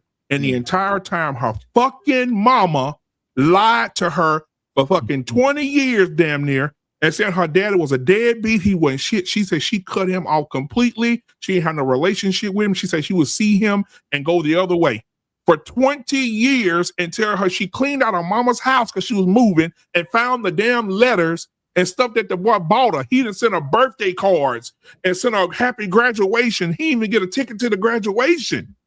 I know someone like who dealt with that. And so some of these daddies out here that these women be saying, well, the dad ain't nothing, take a real man to step up. They're cutting the feet from under the real daddies. I know someone. Come on, now you ain't lying. I 100% agree with you. That woman is in the wrong. Oh, that's not on stepdad. That's not an indictment on him. No, that's an indictment on that shitty ass mother. You see what I mean, PMU? But Bruce, the thing that makes it illegal. I got you. Because coach, real quick, I guarantee you, coach, you knew moms like my mom who would be like, "You're just like your father," and I'll be like, "I don't fucking know who that dude is." Oh wow. You know what I mean? Like who the fuck is he? Like I look like who? Like when you getting scolded or whatever, oh, you look like you acting just like your daddy. Who the fuck is that? But Tyrus, and this is why I agree with you 100%. Your case is not unique over the last 35, 40 years. The mother would put out these fake narratives about the father, and the father, most men are not going to fight the woman who they had a child by. They're not going to argue and do all that. You might see a little bit, but most of the time, he'll just say, you know what? I can't fight her. And these are the narratives that men are debunking today. Most dudes want to be there. But if the mama teaches that baby to hate, if she teaches a son to hate his father, she don't give a damn about that baby. And now we seeing adults come out like, damn, it was my mama the whole time. Yeah, I've been lied to. Like I said, I knew someone like that in college. And when she found out what her mother was doing, she loves her mom, but anything she accomplished, she made sure her father knew first. When she was getting married, he was the first to know. Right. I'll bring it closer to home, though. I'll bring it closer to home, guys. I'll bring it closer to home. I have an ex. And back in the day, I told her, hey, listen, maybe you need to go holler at your daddy yourself. And she said, nope. The way he did my mama. I said, but you weren't there. What are you talking about? I said, just go talk to him and just see what he says. She went and talked to him. This man told her, your mama said I didn't pay child support. He said, just go ask the neighbors, ask the people that live there, ask the people that are around the community how many times I come in the yard giving your mama money. She never mentioned it to you. He said, how many times I would come over there and she would chase me out the yard with the gun or pulls a gun on me, a knife on me, or try to hit me with the broomstick. She said one time he came and knocked at the door. She threw hot grease through the screen door. Damn. And I'm telling you, bro. And he said, I'm gonna show you. Look, he said, look at this burn on my back. That's when your mama threw the grease on me right there. This when your mama cut my arm when I was trying to come in and see you. He said, after a point, I just gave up. He said, I couldn't call you. I couldn't come to the house because she was abusive. He said, I gave up. And I couldn't come. I had no communication with you whatsoever. What you want me to do? And she's sitting there crying. I say, well, your mama lied to you. But we want to address them. And then I say, you gonna check your mama? Well, and then she go right back to that goddamn Tupac syndrome. Maybe Sierra can tell us what this syndrome called. I call it Tupac syndrome. They go right back to this Tupac syndrome. Tupac said, my daddy, I can't show no love for a stranger, but my mom was a crackhead, but she was a queen. This is what she said. Well, maybe my mom was going through something at the time. I said, get on. Making excuses. You're making excuses for your mama, and your mama just took your daddy away from you. Wake the fuck up. I'm confused. Dude, listen, these mamas get away with fucking murder. They get away with. They can do some demonic shit and get away with it, and they can play victim, and everybody believe them. Sierra, what are your thoughts? I want to get with you your clinical thoughts. I'm sorry. Say that, like, what are we on? Because I just got in here. Okay, so we're saying Can you hear that. me? Yeah. So Sierra, you remember my ex from back in the day? You remember her, right? Mm-hmm. Yeah. So that says it all right there. So Sierra, she had her daddy. She went to meet her. She didn't want nothing to do with her daddy. I convinced her, go talk to your daddy. She went and talked to her daddy, found out that her mama was very abusive, throwing hot grease at him, tried to cut him, pull a gun on him. He tried to give her money for him. He said she don't know. He said he used to lay the money on the hood of the car. She used to, I guess she took the money, but never told the daughter, never told her nothing. And so years later, as an adult, she sat down with her dad, and her dad told her everything. He said, I couldn't come down there. She would be abusive. He said, I gave you money. She never mentioned it to you. You know, and so this is how he said, I got to a point, I just gave up, baby. I couldn't do nothing else for you. I just couldn't come up down there no more. I couldn't call you. He said, and it looked like I'm a bad man, but I wasn't. You know, and I was saying that and my ex said, well, maybe my mama was going through something. You refuse to hold this woman accountable for taking the most important thing out of your life, your father. And you will not hold her accountable. But I see women all day saying, my daddy wasn't shit. He a trash ass, and you don't even know. You just going on what your mama said. My daddy ain't shit. My mama said he ain't shit. He ain't shit. You ain't talked to him. You ain't sat down and said nothing to him. And I guarantee you, half the people that go sit down and talk to their father or talk to their father, they will know better. They will see that their father tried to be in their life. I'm telling you, it's terrible. And some women will allow the man to see their kids all the time. I'm not saying all women are like that, but there are some demonic women out here. Yeah, but we're moving off the topic, right? Now we're talking about parental alienation. And you know what? I don't really have any I really don't feel sorry for these fathers. I think in the old past, when they try to do shit off book, I'd put a bitch in jail. I'm telling you, if I had an order to see my kids and she wouldn't let me do it, I would just call the cops on her ass every single time that she's not following orders. And men don't do that because we're stupid. You know, I mean, listen, if I want to see my kids, she's not going to stop me from seeing my kids. I'd have to battle her, yeah, but I'd be calling the shit on her, especially if we have an agreement through the courts. Man, and guys let the women get away with that shit. So it's really no real big excuse. You know, I would, first of all, if I'm paying child support, I'm going to put that shit on the books too. You put that on the books. You don't want to give her money that's not on the books. Right? Because 2 years, 10 years passed, and she said, you know, all that money, the courts don't count. And so you'll be in arrears and all that kind of stuff. Everything will be above board. I'm going to see if my father-in-law is a sheriff. I'm going to see if I can get him to come on the show. And I'm going to tell you what he say, the cops say, when they go out to calls where the men are calling the cops on a woman. Yeah, no, but that's fine, BMU. But we don't know about that.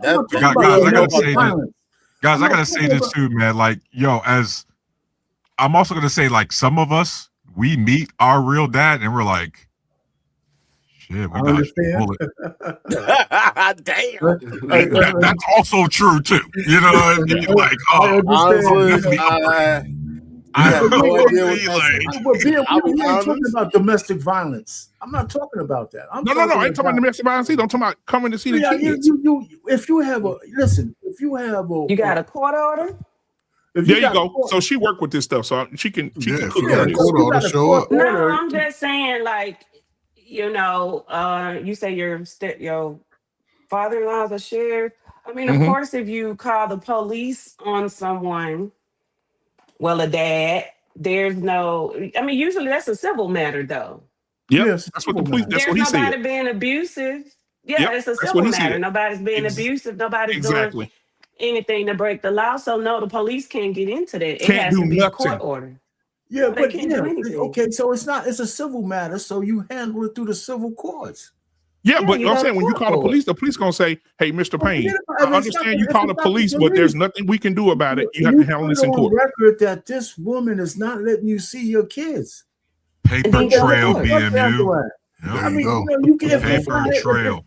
Even listen. write a journal. The civil courts come after men all the Come on time. up, Champ Talks. But yeah, just think about that, Arpain. You sitting out in the front yard waiting on your kids. She talking, you ain't getting them. And you call the police and they get there. Mr. Payne, is everything okay? I'm handling it through the way you're supposed to handle it. Whether it's the police or not, there's a way to handle somebody not complying to a court agreement. Yeah. I would say just use the technology, man. Record every damn thing. Every conversation, record it. Yeah. Right? Okay, because you know what? We can move off the conversation. Let me tell you, I don't agree with a man just giving up if you want to see your kids if you have a court agreement. I think that's bullshit. I mean, I'm not letting you off the hook. You know, I mean, come on. If you got to keep going back to court 100 times to see your kids, you either want to see them or you don't. Yeah, but hold on, Arpain. It's easy to say that. Hold on. My brother-in-law, Patrick. You know Patrick, don't you see? My brother-in-law. Yes, I do. Him. They went to court. My brother-in-law went to court for my sister. I told my sister she wrong as two girls kissing in the back of a truck going to the prom. I told her. But in that situation, I remember this story, I think. In that situation, I'm trying to put it together here. In that situation, it was really bad because the state represents the woman. So what happens, Arpain, the state representative will come to my sister and say, hey, listen, this is what we're asking for when he come to court. My sister go to work, have her day. The state representative is there. Guess what the man got to do? He got to use time off from work. He's going to lose money if his job don't offer that. And then he got to spend thousands of dollars for lawyers because there ain't no state representative for the man. That means you have to have a really good 401k and a really good goddamn job. Is this child support court or just regular like family court? This child support court? Most people ain't married when they have their children, so it's most of it. It's just child support. This is child support court. And that's, guys, that's still between the mom and the biological dad. Like, what about the stepdad? Yeah. Well, and that's the point that I was making earlier when we got off a little bit. The point that I'm making is that sometimes the reason that this stepdaddy shit is a failure is because sometimes these stepdaddies come in and they act like bitches too. So they'll come in and let the woman put that pussy on them. Watch this. Put that pussy on them and make them, when he come around, flex on that nigga. You know what I'm saying? So, hey, let me get this video. I got a video on my phone right now of a man going to his ex house to get his daughter, and the stepdaddy say, you ain't getting her today. Shit, I got the video. Let me screen. PJ Washington went over to his baby mama house to try to pick up his daughter, and she ain't let him. PJ Washington just did it a couple months ago. Yeah, the stepdaddy talking about, she ain't going nowhere. Is that the today. basketball player, coach? Yeah, I saw that. Yeah, but that's a different scenario because there was no man stopping it. It was just some crazy women. But you know what? Arpain, you know what happens? You know what happens, Arpain? I mean, we're talking about the step. If I go to a door, if I go to a door and a man tell me, come out my ex house and tell me, you can't see you ain't getting your daughter today. I'm gonna tear that whole front porch up with it. No, BMU, you don't do that. No. You have to. What you do is record it and go to court. It out. Oh man, court take too long. You got some situations, but hey, I don't know no dude on this panel right now who would defend from charges. I don't know what dude on this panel right now could be calm enough in that situation. Coach Furry, you went to go get your child, and a big old nigga come out the door tomorrow. You ain't getting her today. Man. Come on, Ferg. You gonna hit that nigga. Stop playing with me. No, I'm gonna call the police, man. And I'm gonna let them tell me. Come on, okay, Ferg, you like I'm gonna let them tell me what they gonna say, and then I'll be honest.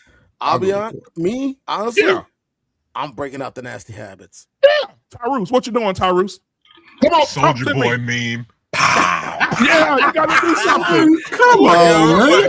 Y'all lying like a mother. Y'all got You want y'all Ain't no way lying you gonna though. do me like that, dog. Y'all lying though. Hold up. All y'all lying because y'all got to go to work tomorrow morning at 9 o'clock. You ain't going to throw all that away, man, acting for this little knucklehead dude. That's right. Hey, Yeah. Come on, man. Coach, you know men are hot. Man, you got a security clearance. You ain't going to let you got a security clearance to get in your job, but you ready to let some little knucklehead do. No. Hey, sometimes, Coach. you Come on, know man. the nasty habits. Come on, Coach Burns. You know about the nasty See, habits too. this is Y'all ain't why got a scar on your hand or nothing. Y'all ain't fighting nothing, man. Now, Sierra, watch this. You Sierra. already know about the I'm nasty here. habits. Come on, Now, I'm Coach here in Burns. Texas, guys. I'm here in Texas. I just chat GPT this.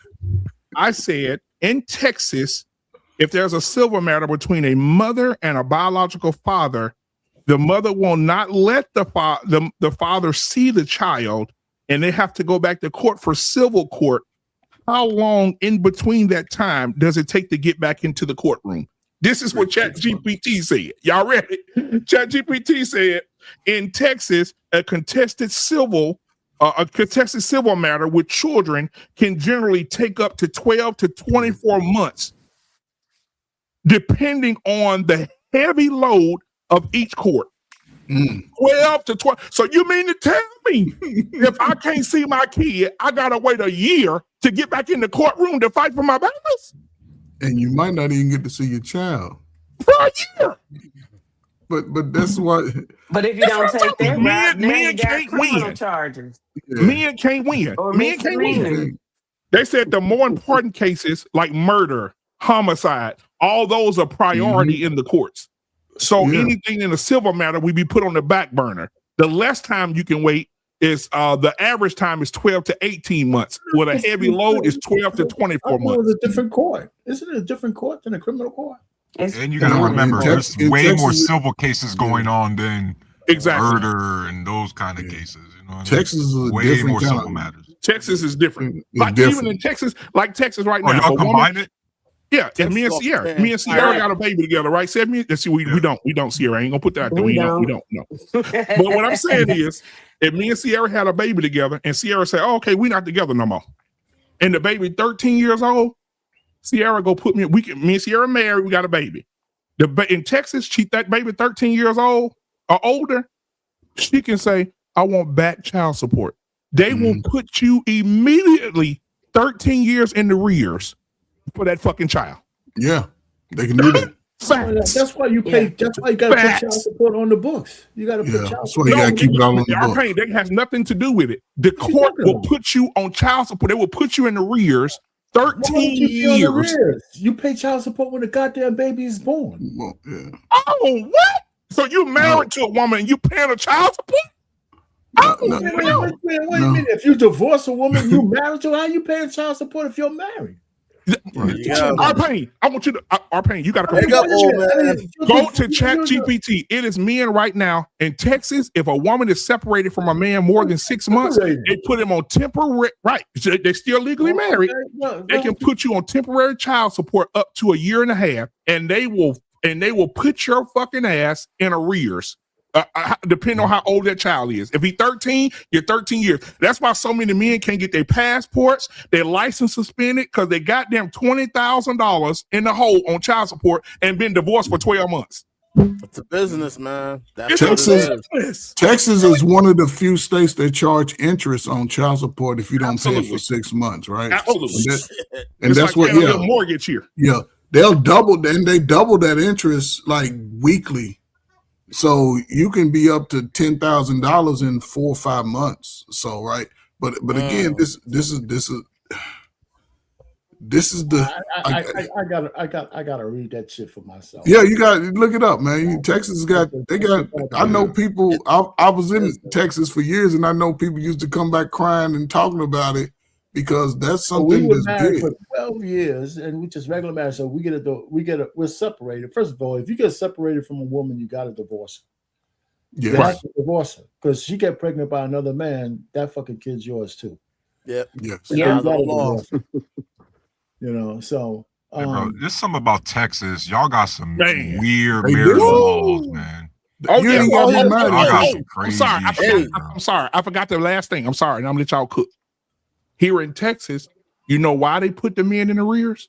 If the child 13, 14, 15, I they heard put them in take care arrears. of I heard it's something to do about the benefits for the judges. Yes, sir. They add interest to it. Like Coach Ferg said, you pay the child support and you pay the interest. It's just like you got a car loan. You pay the interest up until you get to the principal. What happens is that interest payments and all that shit on child support, it just keeps going. Yeah, And guess what they do? They put it in the retirement fund for the judges. So what happens is when the judge retire, he's going to have it. When the chief of police retire, anybody that's under a government law or judge or firefighter, fire chief, when they retire, their retirement fund comes from child support. So you think when you get in the courtroom, you got a fucking shot with these judges when they know that when they stick your ass, that's their retirement? Come on. Two words. Kobayashi Maru. Shit. Texas is a different animal. Texas is a different animal. Maru. The best state to have a kid in right now, and I know this the gay capital of the South, but the best place to have a child right now is Georgia. Let me tell you why. In Georgia, they didn't pass a law in Georgia. If you got a kid in Georgia, when the kid with you, you pay for the kid. When the kid with her, she pay for the kid. They got 50-50 in Georgia.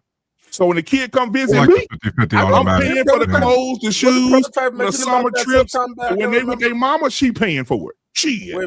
Wait, BMU, didn't Prototype talk about that sometime back? Yes, he did. Was in Georgia. Yeah. Yo, can you pull up Cat and Cat's chat? Imagine if you were abandoned in a disabled institution during 1850, 1987. What? Yo, why did you have to post that? Like, I'm not gonna get any sleep tonight. Now I'm gonna go down the rabbit hole. Now I'm gonna imagine myself as a disabled, light-skinned dude abandoned in a fucking mental institution. Bruh, stay away from that foxhole. Stay away from that foxhole, Tarus. Am I at least mobile? Can I move around? No, 1850. You was over folding sheets for the white man. What you talking about, man? 1850. 1850. My ancestors were already independent in 1850. Man, 1850, your ass was out in the field. Man, what we talking 1850, my ancestors were independent already. The mental institution in 1850. The mental institution in 1850 was the cotton field. It was a cotton exactly. Get your ass out there and cotton that field. But yeah, man, don't have no baby in Texas. Go to Georgia. But here, they unlubricated broomstick right up your ass. They not playing with your ass here. They not. And you're gonna be in debt. You go to try to go to Dubai and see what they say about your passport. Oh no, sir. You got $16,000 back child support. We can't give you that. You're gonna try to escape this $16,000. And they put it on your credit report too. Oh yeah. Oh, you can't buy a car either. I'm sorry. Yeah, they put it all on. You can't buy a car. They suspend the credit reports now. They suspend your driver's license. They suspend your I know about suspending driver's license. They suspend your driver's license. You cannot get your license renewed unless you caught up. You cannot get a passport. I mean, it's bad. I already know about that because some people I know went through that type of analysis here. You pull your credit. You trying to buy a house. You pull your credit. It's a $25,000 child support. I never had that has interest. That has interest monthly. Oh yeah, I'm sorry. 50,000 monthly interest. Not So damn. Yeah. Hey guys, y'all better just be out there choosing better, man. I'm trying to tell you. Listen, man. I'm gonna tell you something. Have a parachute. I'm gonna tell you something. Everybody, for the people that believe in God, I think demonic possession enters women when they no longer can have what they want and who they want. So you can be with a woman as long as you can, and you can be there with her and be there for her, and y'all can y'all can be fucking like rabbits. But let me tell you what's gonna happen when you piss off. Even the Bible says there's nothing worse than a woman scorned. When that woman, when you tell that woman it ain't gonna work, we ain't gonna be together no more, it's something in her that turns into a demon. And she's like, oh, we ain't gonna be together. I'm fucking your life up forever. She gonna want child support. She gonna run off all your girlfriends. She gonna want you to move on. She gonna be trying to fuck your car up. She gonna be dropping your kids off at your doorstep when it's not your weekend to have them. I'm telling you, y'all about to listen to me. You know what's But you know what's crazy? already. I need a lot more stories like that because in our society we're getting less of them because these dudes ain't getting touched. Exactly. You know what I mean? Exactly. A lot of these dudes would love to be in that situation right now, where they had some crazy woman after them. A lot of these dudes out here BMU, they can't even get dates. Yeah, they rubbing their dicks up against PlayStation sticks and shit. But all I'm saying, no, I tell you what's the thing even crazier. I found this out. Like some dudes, like you got dudes in their 20s now going get vasectomies. Like, mm-hmm. Like I heard that. Like my wife told me that. And I was like, wait, are you kidding? She's like, no, seriously. How old are they? 20. In their 20s. What are they doing? Getting vasectomies. Getting vasectomies. But that's because dudes are bowing out. Dudes are seeing what they uncles and getting a vasectomy. They don't want to get nobody pregnant. Yeah, they bowing out, man. They don't want to. They're not even going to try to throw that hat in the ring. Yeah, what's going on? That's how much some guys have given up on dating. They not even going to try to put their hat in the ring. Getting a vasectomy and trying to get some ass ain't mutually exclusive, man. What are you talking about? Well, listen, we got another intellectual in the building tonight. Uncle Jeff is in the building, ladies and gentlemen. I remember Uncle Jeff said something a few weeks ago that I posted as a short. He said, Arpane asked him a question. Arpane said, Uncle Jeff, do nice guys finish last? Uncle Jeff said, nice guys don't finish last, but they don't fuck first. Ladies and gentlemen, Uncle Jeff's in the building. What's going on, man? Wow. Can y'all hear me? Yes, sir. Yeah, okay. Peace to the room. Hey man, I gotta look for that link. Because when it comes to social media, I'm 61 years old and everything that implies. I gotta catch it, man. I gotta catch it. I gotta catch up. I'm 61, man. I'm 61 coming up. But what's your thoughts, man? Oh, he done froze. But yeah, man. So Sierra, while we waiting on Uncle Jeff to unfreeze, I'm back. Oh, there you go. You back. Go ahead. Every day. Okay, here you go. Let me go. Let me go and do this. Can I? If I get rid of, we're gonna wait. Okay. Now, Sierra, you have anything you want to add, sweetheart? Yeah, which part though, man? We all over the place. Anything she want. Uncle Jeff, you good? Oh, I'm good. I was just checking to see what was going. Yes. Okay, yeah, go ahead. Let me add this real fast. Number one, as a victim of exactly what you're talking about, I have been drugged through miles of broken glass, razor blades, and pen piss. Damn, boy, I want to hear this. While we waiting on Uncle Jeff, one of his co-partners, y'all don't know who Uncle Jeff is. Your nephew or something to fix your internet, man. Come on. Yeah. Okay, no, it's where I'm at, man. I'm in Big Bear. I'm up in Big Bear, California, and you up there in the trees. Horrible. It's horrible. Clean air, shitty internet. There are things you can do to protect yourself. Number one, incorporate yourself. Separate yourself from that 9-digit social security number.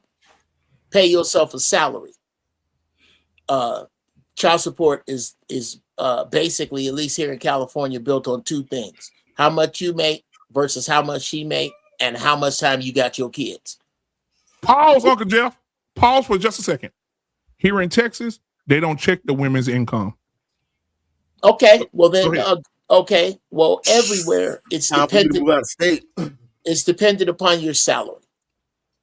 Pay yourself a salary that you can, if you can justify, and that's the importance of getting away from your 9-digit social security number. Number two, if you think it's gonna go bad, right when it start getting stank, the one. Damn. You locked up with Yeah. Jim? Yeah, We got it's gonna get cliffhangers, sniped. the natural cliffhanger and shit, man. Yeah, Okay, I'm back, niggas. Right. I'm back, niggas. You know, it just be little. You okay? Don't get the sand out your pussy. It just happens real quick. Okay. File an income and expense declaration. I make this much money. Demand 50% custody. Demand it. Don't back down off of that. If you set this child support up on the salary you pay yourself, you make a reasonable salary, you make that affordable, and you set that up to come out direct deposit. If it comes out direct deposit and on time, it now affects your credit positively. That's the thing. You want it to, it's not, they gonna check. They put it on your credit because they expect you to be late. If you're on time, it's a weapon for you. So it looks like a recurring balance, Uncle. Okay. Yes. You're paying a monthly bill. You're paying a monthly bill and you're paying it on time because it doesn't, just because they can report that you are $1 million in arrears. What is your support arrangement, and do you keep that on time? As long as you keep that, these are the things. And the reason that young men, is probably going to freeze in a second, don't shit on yourself. The reason that young men don't want to get married now is because they have seen what their mothers and aunties did to their fathers and uncles, and they're not having that shit. Listen to music now. You know the difference between music now and when we was young? When we was young, them young songwriters love their mamas. These new dudes was raised with your daddy ain't shit. Yep. So that's why you ain't gonna be shit. A bunch of uncles that they didn't grow up with. They didn't dealt with that. And now what happens with every generation is that when you grow up, you start to judge your parents, adult to adult, for the decisions they made when you were a child. And after those decisions were evaluated by songwriters, after those decisions were evaluated by songwriters, that's where you get, you stupid ass bitch, I ain't fucking with you. Yep. Now, Uncle Jeff, I got something I want you to see. I got something I want all you guys to see. Give me just a second. Pull up here. Okay, here we go. Well, a Houston father is facing 180 days in jail for overpaying his child support and over visiting his 11-year-old son. His attorney and a community activist are now demanding answers. Somebody got to go on mute. Somebody, kids. Judges throw the book at fathers who failed to pay child support. But a father who says he's been doing the right thing now has an arrest warrant against him. It's my responsibility to take care of it. You know, I brought him in this world. I have to. Clifford Hall says he's more than happy to pay child support for his 11-year-old son. I'm his father.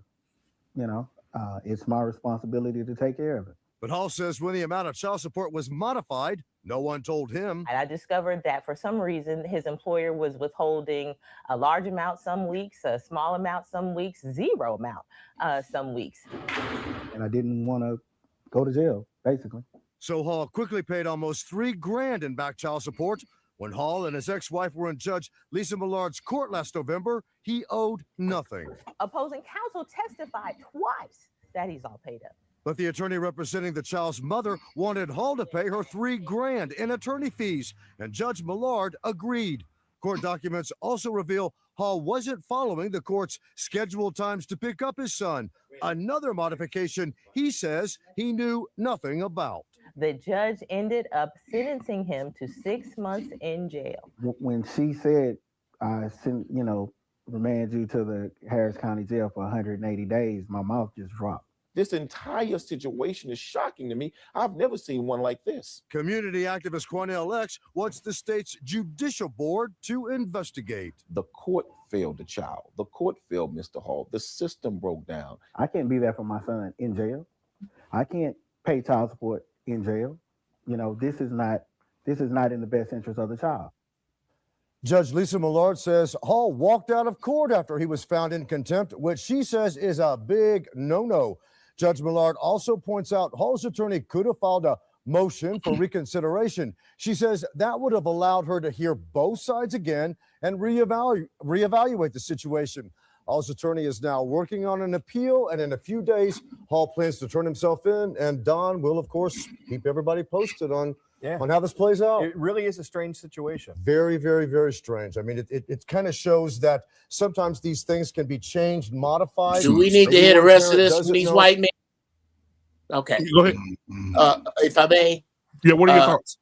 Number one, this is, and women everywhere should be outraged because this judge is a pillar of inaccountability. It's your fault because you didn't give me the chance to hear both sides. Well, damn it, ain't you the judge from the giddy up? And shouldn't you be interested in both sides from the giddy up on the interest of the child? This is because this system has no interest in families other than to chew them up and destroy them. And the reason, and I'll say this in land, the reason that generally this is sicked on men is because, like BMU said earlier, when a black woman is when a woman is upset with you, we're gonna go ahead and say black is implied because we talk about sisters here. Her whole motivation is to chew up and destroy. She doesn't care what. A woman will shoot a hole in your boat knowing she can't swim. So we've seen it 100 times, and we didn't. This is not 5 men who got together last night and say, "Yeah, let's just team up on and talk a bunch of shit about women tomorrow." How do we all have similar experiences?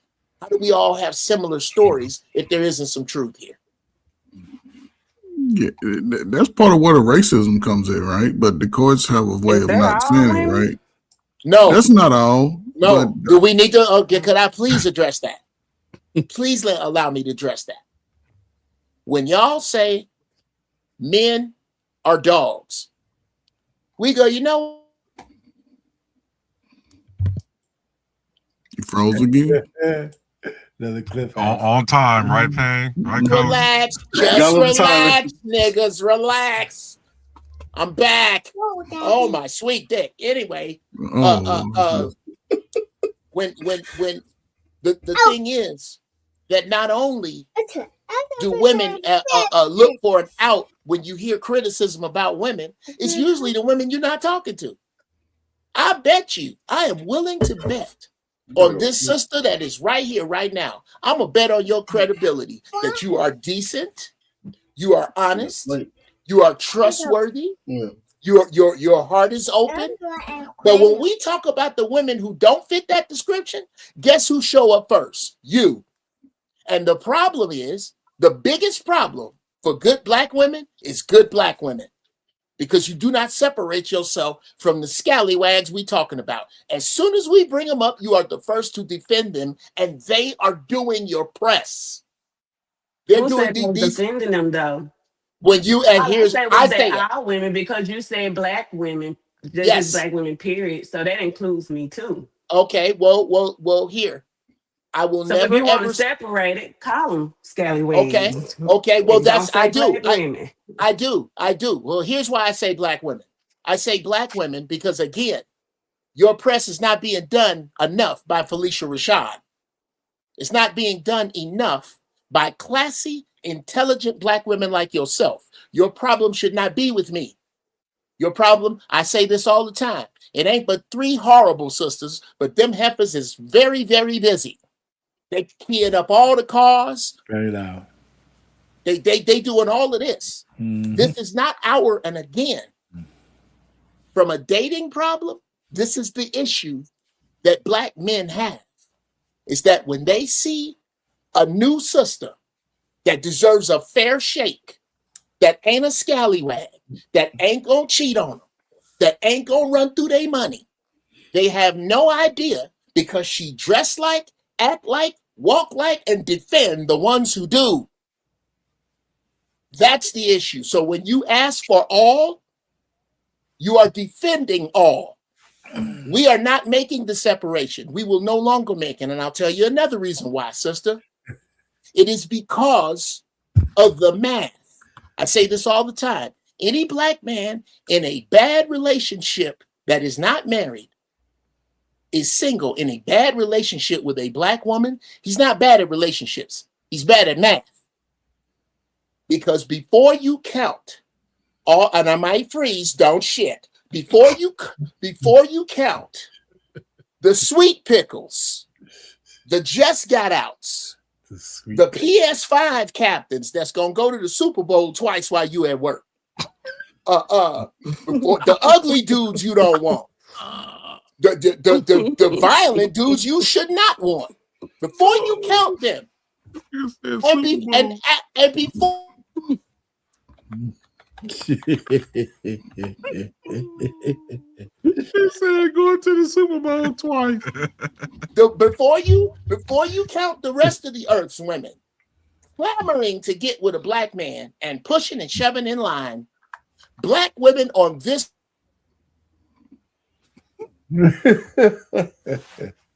Jesus Christ, that's so funny. Don't shit yourself. Do you understand that the 2 million black woman surplus in America, there are so many more of you that if the 2 million were zombies, in 72 hours you would infect the world. That's how many of you there are more than us. So when you are dating a sister and you get the first red flag, look at her social media. What has she been saying? How has she been talking? What kind of sisters does she hang out with? What kind of sisters does she co-sign? Does she co-sign that rabbit-ass behavior? Does she wear them claws? We done told you, we're mammals. Mammals are repelled by claws. Does she wear a crazy neon hair? Mammals are repelled. When you see an animal in the wild with bright hair, that's to tell other mammals to stay away. We done told you what we want. All you are doing with your behavior is going, hi, over here, I'm uncoachable. Please do not approach me. And brothers need to stop. This is the other thing, and I'll land here, that pisses me off about black men. There are good sisters out there. But you would, instead of going to where you might think they are, we spend way too much time complaining about the scallywags. Don't. You don't have to. Anybody here heard of the Great American Black Woman Shortage? Me neither. There isn't one. The minute that you are not these two words, classy and pleasant, bring your playbook on into the office. Let's talk. And I'm done. Oh, now, Uncle Jeff, I did hear the statistics today that there are 2 million, almost 2 million, close to 3 million more women than it is men, but more men are married than women. Oh, sure. That math makes sense. Okay, here's how it works, bro. Right now. Once you break down, this is their choosing. We ain't got down to what we not choosing. The ugly ones, the fat ones, the violent. We ain't even got there. What every woman, we gonna pretend that only talk about black women because them the ones we love. I'm black. All my kids is black by black women. With all the hell they done put me through, when the green bitches with 3 titties get here, if you see me with one, just keep walking. Don't even say shit. I didn't pay. I talk about black women because that you can't say shit to me. Okay, all this nigga kids is black by black wives. Now, the problem is that black women don't see as their problem. Black women who want monogamy. Here's the numbers. For the dude you really want to be with or ought to want to be with, you are outnumbered 16-1. This means you are playing musical chairs, not 16 women around 15 chairs. It's 16 women around one chair that a black man is already sitting on, and you are vying for the spot on his lap. When the music stops, mathematically, if you all want monogamy, that means that woman that just sat in that black man's lap, if you want monogamy for a black man, she has just sentenced all 15 of you to a life by yourself. That's mad. That's not, oh, that Jeff hate black with that. No, that's mad. So No, in the face, did I say this in land? In the face of that mad, it revokes your stank license. Whether you want to use it or not, you don't have it. If you are not pleasant and classy, you will die on the cold prairie alone or next to them horrible niggas you raised that can't fix a flat. Go. Okay, now I will say this and y'all can cook. This is what Uncle Jeff is referring to for those who read the Bible. Isaiah 4, verse 1 says, and that day so few men will be left. It will be 7 women fighting over each man, saying, let us marry you. We will provide our own food and clothing. Only let us take your name so we won't be mocked as old maids. Oh, I forgot the Bible's fucking erotic novel for men. You know what I mean? Oh, there you go. That's Tyrus, who was doing good. Tyrus, there we go. I knew you was going to go. No, that's fair. That's fair. Fellas, that's fair. That is fair. That is fair. So, go ahead, Jeff. Oh, okay. I'm gonna call. I call balls and strikes here, brother. Do you know why the God of the Bible sounds like a warmongering, misogynistic tyrant? It is because the people who put the Bible together were warmongering, misogynistic tyrants.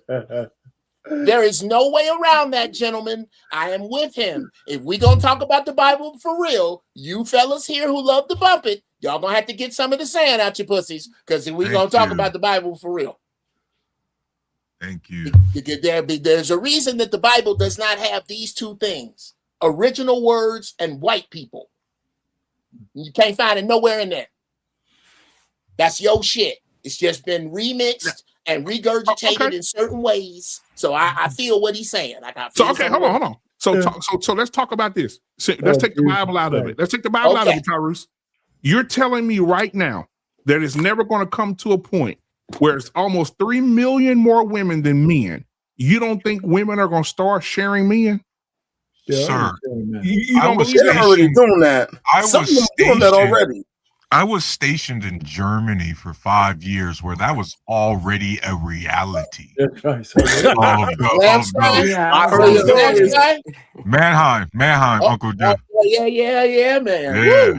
I heard it went down to Coast Garden, Kaiser. Well, that's all. Wait till you see a German girl built like Yo-Yo that'll do what you say. Uncle Jeff, look, man, I brought BMW back and a German wife back. You know what I mean? Been married for 18 years now. Which BMW? I'm a BMW fanatic. Hold on. I gotta do this because I gotta do this. Clock it. You know he's gonna click that, baby. You gotta click it. But yeah, man, like that. I've already seen that reality, and the reality is no, the women still aren't just fawning over men like that. You want to know why? Because women are already used to cohabitating with themselves. They're already used to having their own little community, and if you want to say not being lonely or at least having a social circle, always having a social network. Men, on the other hand, the older we get, the more isolated we become. And if we are unmarried, it gets real bad.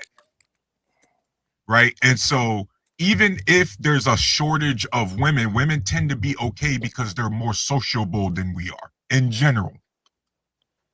Well, you just, if I may, fellas, you just made a fantastic argument for a stable society from 1988. The problem with your formula. 2008, 2009, 2013. Okay. Anywhere. Pick your spot in the review. That's when I was there. Okay. You know what I mean? So that's the time frame I'm choosing. Okay. Pick not your 1988. Spot. Uncle Jeff, real quick, respectfully, not 1988, 2000, 2008 to 2013. Okay. Okay. Right. You're discussing a time of what's today? March 23rd, 2026. That's in the review mirror and anything else with it. I refer you to Russia, to Ukraine. I refer you to you are talking about a society, an economy and a society that is literally crumbling around your ears, brother. The only thing that props up what you are saying is a society that works. Ours does not. The world. Right. I've never mentioned that. The world, no, you didn't. But I am looking at the fishbowl that you are discussing. I am what I am discussing. Black people on this rock specifically, with the Strait of Hormuz still choked off, so gas will be around $10 before Santa Claus get here. Yes. Okay, that in that reality, brother, if you can't describe what you do easily, plumber, electrician, locked up again. Yeah, now it's starting to become a good thing because we're about to go back and forth. DJ, well, I hope it's what you mean. The concept of me freezing is a good thing, so we don't go back and forth. No, it's Shouldn't starting to become a sign that I'm not agreeing with you.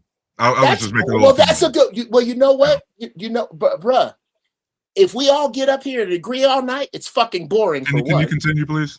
Number two, I will when I'm continuing, but I'm gonna do it like a grown ass man the way I want to, and I'm gonna say what I'm saying. All right. It is good that we disagree because you are very smart. I don't have to be right. I'm learning as I'm hearing from you. And I think that's okay. I don't think either one of us should get butt hurt because we don't agree. I respect you. And I respect what you're saying. I just happen to disagree with it a little bit because I am looking at I am at the end of an empire again, but I've been here already because I read books. So I've been to Pompeii. I've read about how this shit goes. And if you watch empires, we are falling like dominoes. And at some point, dude, it's going to come back to a rebuild state. And in that state, there is no room for this relationship that you are discussing where women can survive by themselves. That has never, ever been the history truth in mankind until the world was nerfed in the late 20th century. Go. So once again, the scenario that BMU specifically brought up was not a scenario where no men existed. It was that fewer men existed, which is the exact scenario I mentioned. So the fact that you just put words in my mouth already invalidated most of what you said. I never implied a scenario where it's only women surviving with no men. That's your problem. I didn't either. Yes, you literally just said that. Second, I said no men. At the end of the day, in this hypothetical, to go back to what BMU was talking about, no, Jeff, there isn't going to be a lot of polygamous or polymorphy because most of the dudes in this country are hot garbage. There are very few men that are going to be in a situation where they can even sustain themselves. Never mind one woman, never mind multiple women, never mind multiple people on a compound. All right, so this little fanfic, this little fantastic little fiction that you guys got cooked up in your head where you think the country's going to collapse and then all of a sudden you're going to get chosen, right? Most of you guys don't own shit. Most of you guys don't know how to do the basics of anything. Most of which guys? No, stop. I'll let you cook. So most of you guys, right, when you want to bring up this polygamy stuff, that's not going to be you because throughout history, what Uncle Jeff forgot to tell you was that most of you guys never get the chance to procreate in the first place.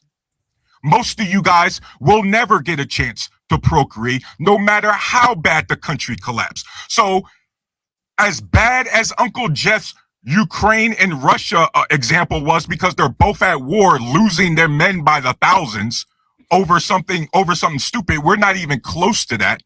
Well, Uncle Jeff is trying to say that in a U.S. American version of a collapse, there's going to be women just looking for a bunch of fucking dudes to be for polygamous relationships. But guess what?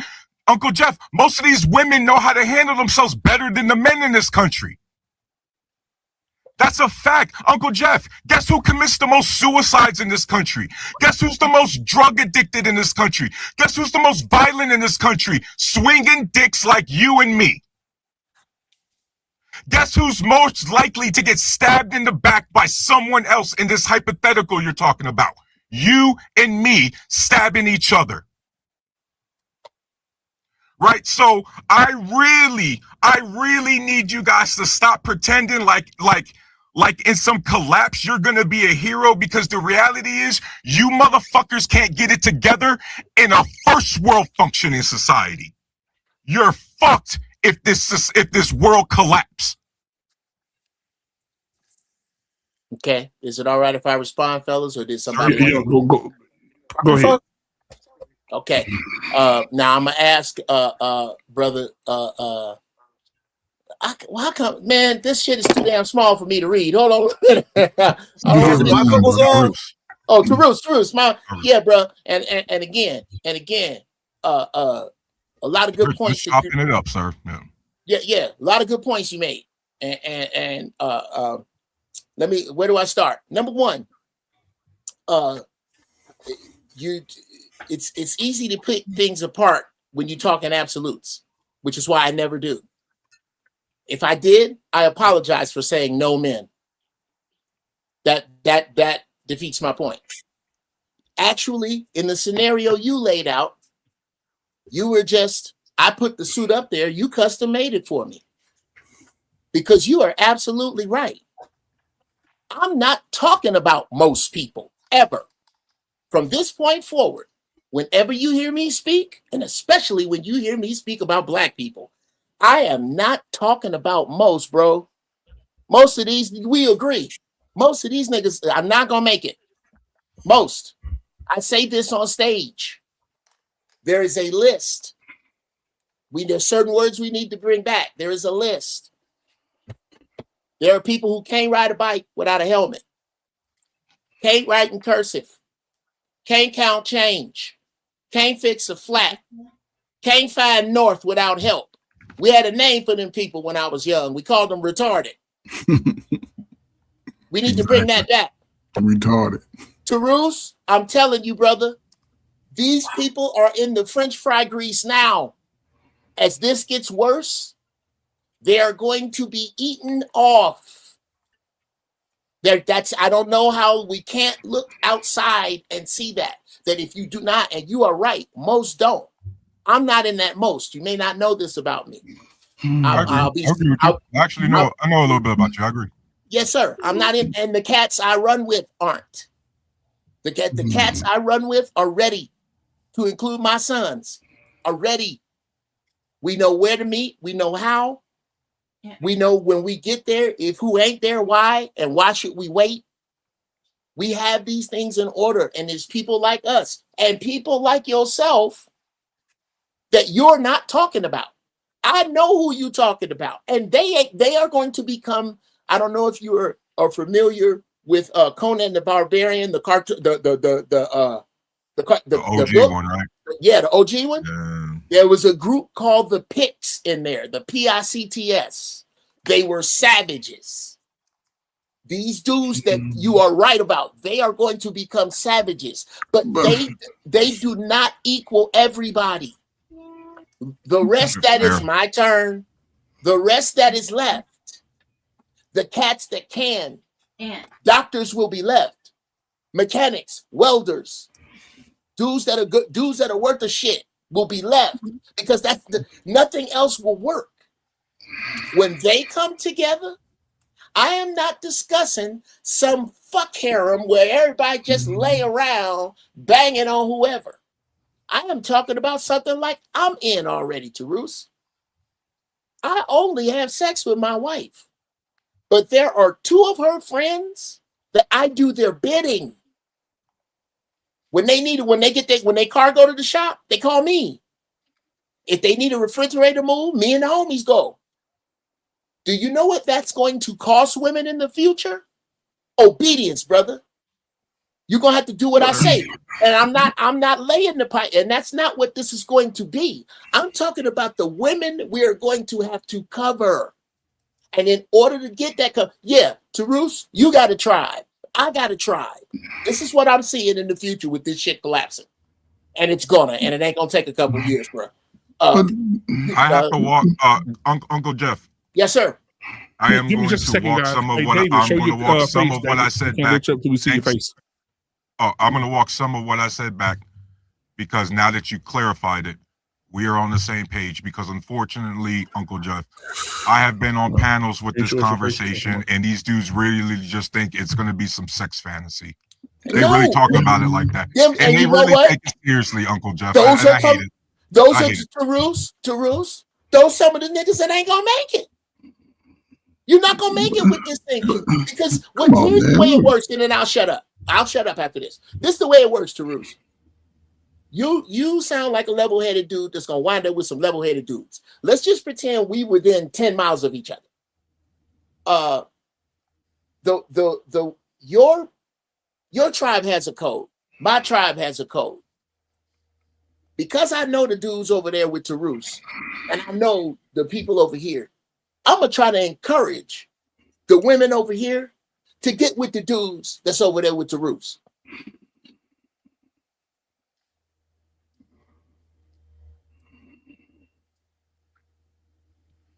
I see you in the back, David. It's a bad thing that you froze, Uncle Jeff.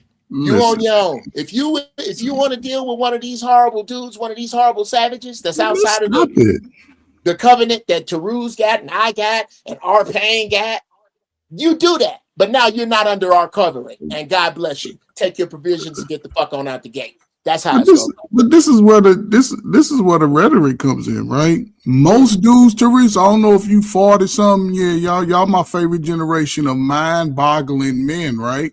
A lot of y'all be in y'all feelings about it. No, a lot of y'all placate to y'all feelings about it, right? I agree with that. And but here's the thing. I guess if you 45 and under, you seen the weakest show up. You seen that. Not just with yourself, your family, your friend. You saw the weakest point in our history over the last 40 years, 45 years. Oh, the 100. Weakest point. Because men now spend their day, not all men, a lot of men run behind the woman and then say it's the woman's fault, right? They grew up, we talked about it. A lot of men have been taught how to be man by a woman. How about that? They didn't have a relationship with the father, who could be the best teacher by default, right? No, I agree. But see, Therese, this is the thing.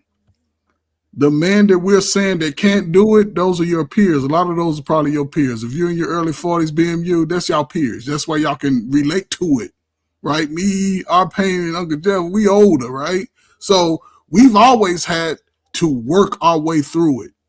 There was no one giving us a way out to say, focus on your feelings, because we saw the reality of what it is.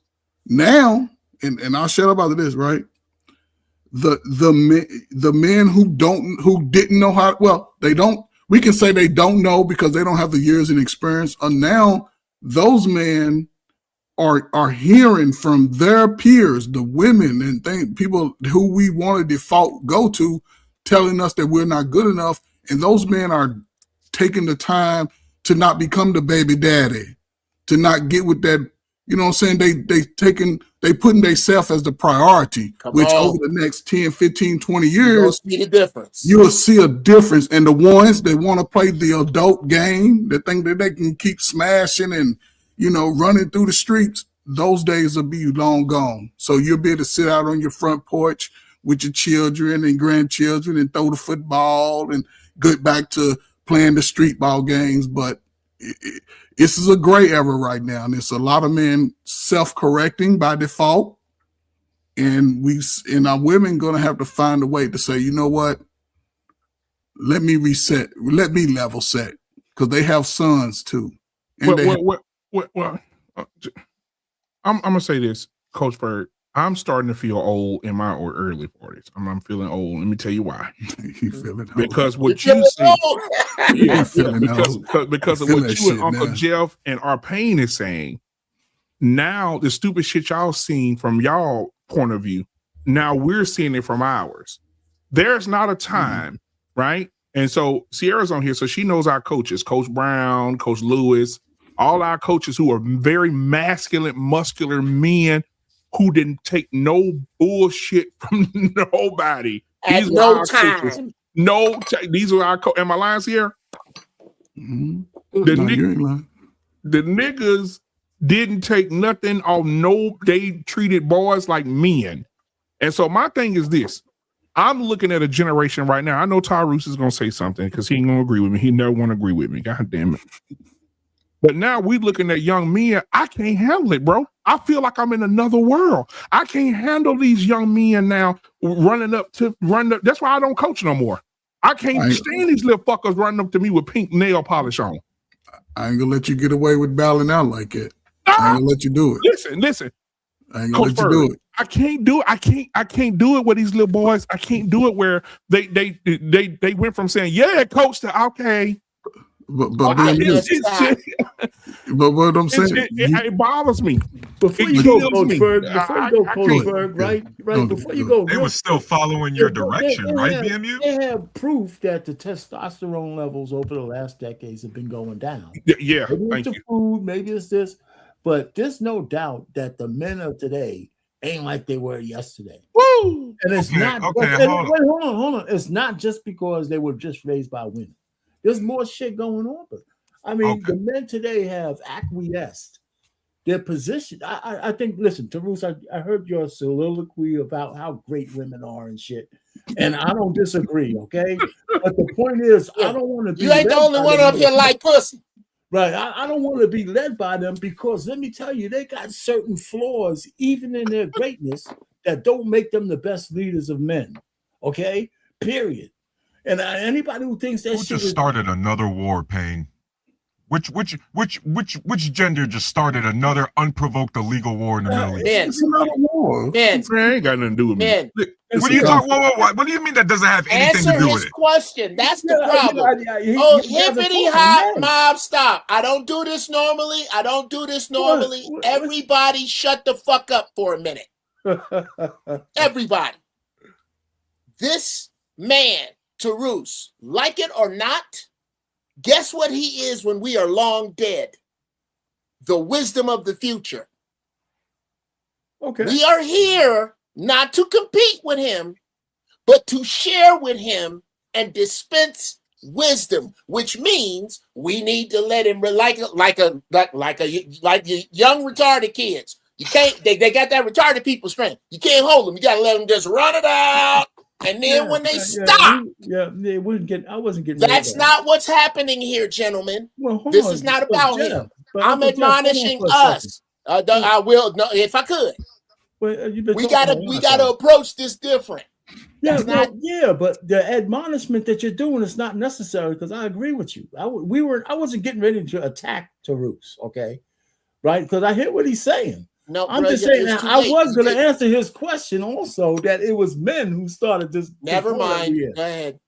All right, so I hear what you're saying, but I mean, it's okay. But we weren't going to get into a typical argument over. You're already well. That was the on ramp you were on, RP. No, that's what you turn signal on because you cut me off. You was in third. Have you ever felt a 4-cylinder at the top of third? That's the Well, maybe you jumped the gun, Uncle Jeff. I don't think so. Always talking about me. Listen. We know, right? God damn! I think, man, I really believe like people is obsessed with Trump. All I'm saying is this: we always talk about that. Listen, I believe this stuff that we dealing with right now. I understand who started the war and everything goes back to the war. Right. I'm talking about just like we have to vote in our cities and our towns for the judges and the local stuff. Just like we have school boards and stuff like that. I'm focusing on that as for community wise, and I'm saying to you now, everything that Coach Ferg, you in coaching, bro, they didn't took tackling. You can't even kick the ball off no more. You can't kick the ball off and go smack a motherfucker in the mouth no more. Now they kick the ball. Everybody have to sit still now. I mean, I'm confused. I'm like, what the fuck is happening? Oh, the new rule says that they can't hit each other. Then you can't block a punt. You can't block a field goal no more. So everybody got to stop and look up until the field goal get kicked. I say, what kind of punk shit is going on here? Like, it goes back to what Uncle Joe said. Guess what gender wrote the rules? Yeah. Guess what gender, BMU, keeps writing the rules and changing the rules of football? Dudes. Who are they influenced by? Dudes. No, sir. Stop it. Pussy runs the world. Boy, pussy runs the world. Stop. BMU, they're influenced by both because guess what? Surprise, surprise. A father also doesn't want to see his boy get knocked out. Let me ask you a question, Tyrus. You know what I mean? We'll teach him how to fight, Tyrus. Teach him how to fight. Tyrus, you don't believe, Tyrus? Do you not believe?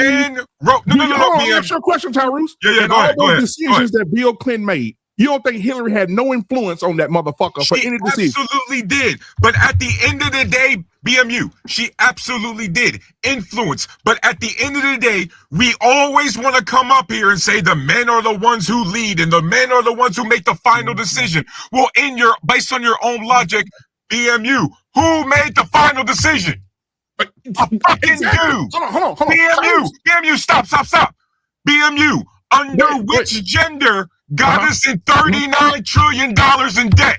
Okay. Oh, go ahead. Right. Which gender, BMU, which gender shut down all the factories here in the Midwest and shipped them motherfuckers overseas? Okay. And told all of us up here, we're going to pass the savings on to the consumer. Yeah, cool. What gender did that, BMU? Cool. By the way, BMU, the child support laws that you're whining about in Texas, guess who wrote the fucking laws? Men. No. Men didn't. Yes, men went up and down the Texas legislature. Stop it. Weak ass bitch niggas that ain't strong enough with no fucking backbone. That's who I'm talking about. It wasn't no real niggas. And let's say Texas. Real niggas like me up on that bitch. Whoa. And don't mess with Texas. Weak bitch men and don't mess with Texas. And red state, we're going to succeed from the Union, Texas. Hold the fuck out of here. And I'll add another one. Just like that weak ass Barack Obama, y'all keep sucking his dick backwards through a straw in an icy plant. Weak ass Barack Obama. Obama didn't bend over. Obama didn't bend over for Bibi Netanyahu like Trump did. Obama got in office. What did Obama say? Obama said, Obama stopped the run from getting a nuke against Bibi Netanyahu. Trump is on his knees right now sucking that Israeli dick. Obama said, I believe that marriage is between a woman and a man, and I stand firmly on it. I got the fucking video. And then 2 years later, when his wife... And Trump said he didn't know Stormy Daniels, BMU. Trump said he didn't know Stormy Daniels. 2 years later, after Trump said he didn't know who Epstein was. Get on TV and say, what did he say? Get on TV and say, I believe that it's fair for all Americans. Trump said no new wars, BMU. Trump said no new wars. From his wife. Trump said he was going to release the Epstein files, BMU. Excuse me, if I could, gentlemen. Some of your favorite people on that list. If I could. You voted for people on that list. That's what's funny. That's what's funny. Only one of us voted for somebody on that list. Only one of us voted for somebody on that list, and it wasn't me. So why me wasn't BMU? Because guess what? Obama wasn't on the list, Biden wasn't on the list, and Harris wasn't on the list. And guess what, BMU? You missed me with the Clinton because I was 5 years old when that motherfucker became president. I don't care. I don't care. No, but I care. Well, guess what? Trump was on the list. I don't give a fuck about that. All I give a fuck about is everybody that was on that motherfucking island. Don't nobody want to talk about Whoopi, Oprah, using private jet. Nobody want to talk about your favorite motherfucking people. Okay. Yeah, Trump, Whoopi, Oprah, masculine man Trump. John McCain, Bill Clinton, Hillary Clinton, John McCain's wife, Chris Tucker, Chris Rock, Tom Hanks. All these Chris Rock was on there? Yes, Chris Rock was on the list. Oh, shit. I didn't know Chris Rock was on there. So y'all want to talk about all these motherfucking people. Ain't nobody want to talk about them motherfuckers. Okay, can we do this? I didn't know Chris Rock. In the interest, in the interest of Tarus, I'm gonna be a little Terus. I'm gonna lean heavy toward this brother because he's younger than us. That's what I'm supposed to do. No, bro. You are, if you know anybody 15, Terus, you supposed to teach them. I guarantee you, this is what I got on you, Terus. I bet you ain't fucked up as much me as I have. I bet you. We can lay mistakes out here right now, and I bet you I got you by miles. You ain't had the time to fuck up like I have. Fair. Okay, and from that place, maybe, just maybe, I might know something that might help you. You've already told me stuff that already helped me. But well, buckle up. With regard to, I like to say, politics is a shit hill, and the higher you get, the more you got on you. Mm-hmm. You are not going to pick a good president. I dare you. If you need Trump to be the worst one, he's the worst one. If everything you want to say about Trump is right, I am not. Anybody who argues you is foolish. But the same fools believe that an 82-year-old man that wears a fucking diaper can get this shit done by himself. I'm 61 in May, and I know how good naps feel, nigga. He is not doing this shit alone. He is the head. All a president is a face. America is a roller coaster that it takes about 4 years to go around. The president is on the front seat of that roller coaster. He does not have any control over when it stops, when it starts, how fast it goes, what the track was that was laid before him. The president is the winner of a popularity contest to see who the rest of the government knows that the rest of the unwashed masses will take the shit from best. Mm-hmm. That's it. So to pin roses over one on the other is foolish. To say that Obama is anything other than the dude in the front seat that did what he was supposed to, that untied the knots that we had with Africa. That's what he was supposed to do. He was supposed to incite the unwashed white masses to be angry because everything with him. This is one of the reasons we are here, brother. It is because the backwards inbred banjo picking country fuck trailer trash of the South could not stand that man was everything that they weren't. And I am no Obama fan at all, brother, at all. I can rattle off a list. That was the other thing I was going to beg you to do, is to ask me the same questions that you asked my man BMU. Because I'm not going to be adversarial with you. I'm on some Jedi shit. I would love to answer those questions. So I'll answer this. Okay, I'll ask you the question I asked BMU. Mm-hmm. Was Obama in the Epstein files? Yes or no? No. Then what the fuck are you talking about right now? You see, because that's what we were going back and forth about, Uncle Jeff.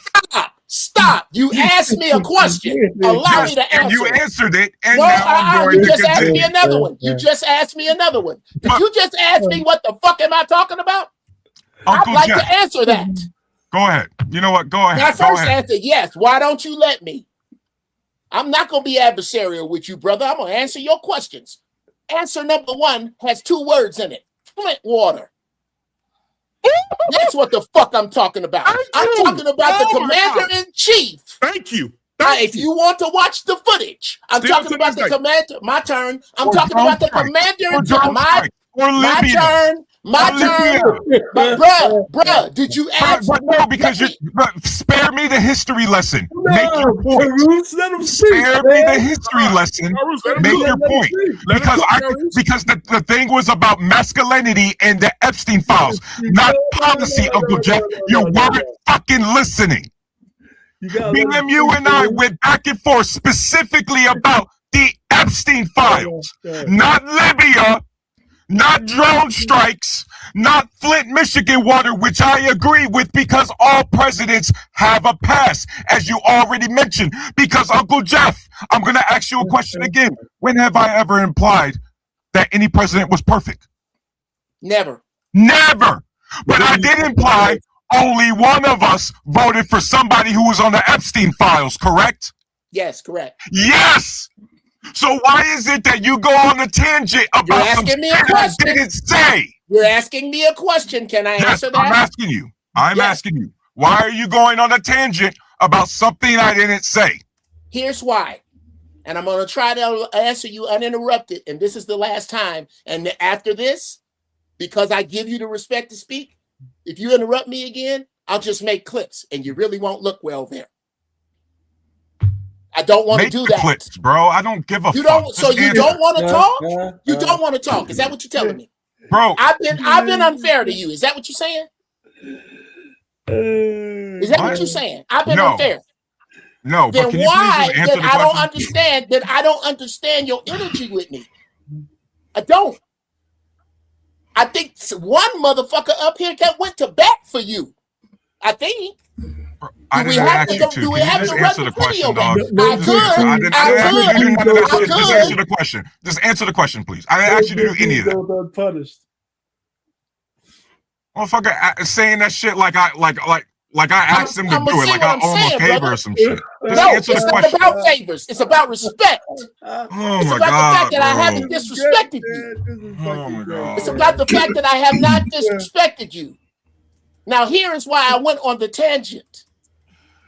Because the conversation to me was about the report cards of two presidents. That's what I heard. If we are just talking about debauchery, Trump got it hands down. I don't know what Obama's done.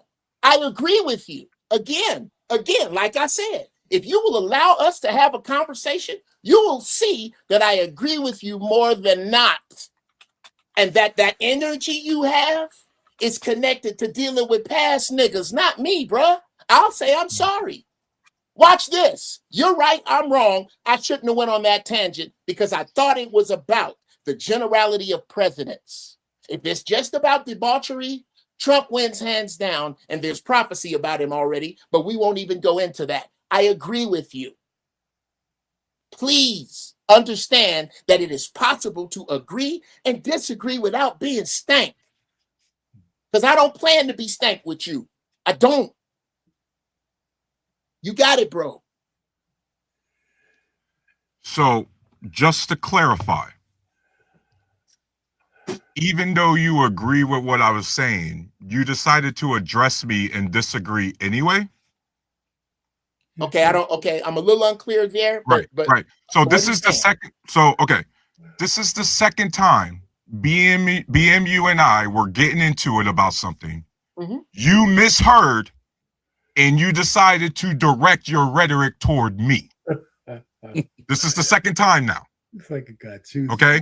Once again, you just finished saying you agree with what I was saying, which again means for the second time, you weren't actually fucking listening the first time. No, that doesn't mean that. No, it doesn't. I can hear you clearly.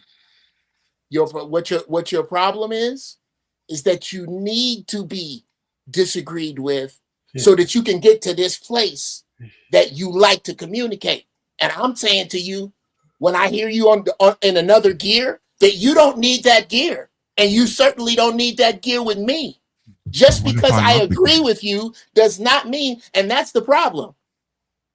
Everybody's smart, Tarus. So there's a good chance that we're all right about the same thing from different angles. BMU wasn't wrong. His approach, even in this, brother, I feel like, and I understand these cats' frustration with you because we have a communication gap. Older dudes communicate different. You communicate a little different. I am willing to breach that gap. You can't say enough, and then I'll land the plane here. You can't insult me enough. You can't say enough. You can't talk in enough circles for me to be upset enough to not have this conversation because it's not about us. At some point, as I have said before, young man, people much younger than you are going to come looking for wisdom, and they're going to go to your generation and find themselves void. And they're going to have to come back to videos like this, where we are talking, and they will form their own conclusions. And if I'm full of shit, then I'll be full of shit to them. If I'm full of wisdom, I will be full of wisdom to them. And you and I are in a dojo sparring right now. That's all it is to me, brother, other than imparting wisdom to you. I don't need you to be wrong. Uncle Jeff, so far you've said you've agreed with me, so all I've been doing is taking friendly fire from you. No. Do you not understand that? Lord yes, Jesus, yes, man. yes, So I BMU, understand. can you pull up Marquand Bowie, Marquand? I don't want to say Marquand. I don't want to mispronounce your name. Lord Jesus. See how black people treat other black people. See how the younger generation show disrespect to the older generation, even while being explained that there's no disrespect, almost like a woman. Let me be very, very clear here, bro. I am very passionate about what I say. And if I show emotion, so fucking what, bro? Because I am a grown man and I can show whatever I want. You know what I mean? I got 27 months. Hold on. I got 20. Oh, no, stop. Respectfully. I got 27 months in the desert, Marquand. 27 months, bro. I'm 38 years old. I've been married 18 years. I know how to pull an engine. I know how to chop down wood. And guess what, bro? I can do it emotionally. I can chop down wood passionately. And guess what? I'll still be more masculine than you ever will. Oh, jeez, man. I don't know that. I think you get. I think a lot of times. I think a lot of times. And again, this is a wonderful teaching moment. There is nothing. It is possible to be entirely masculine, but entirely affected by feminine energy. I don't believe that a lot of dudes. Okay, I don't believe that a lot of dudes your age are. Just because they daddy wasn't around, equal they gay, equal they soft. I don't believe that. What I do believe, what I do believe is that they have not been around and in the atmosphere of lions who can find resolution at level 2.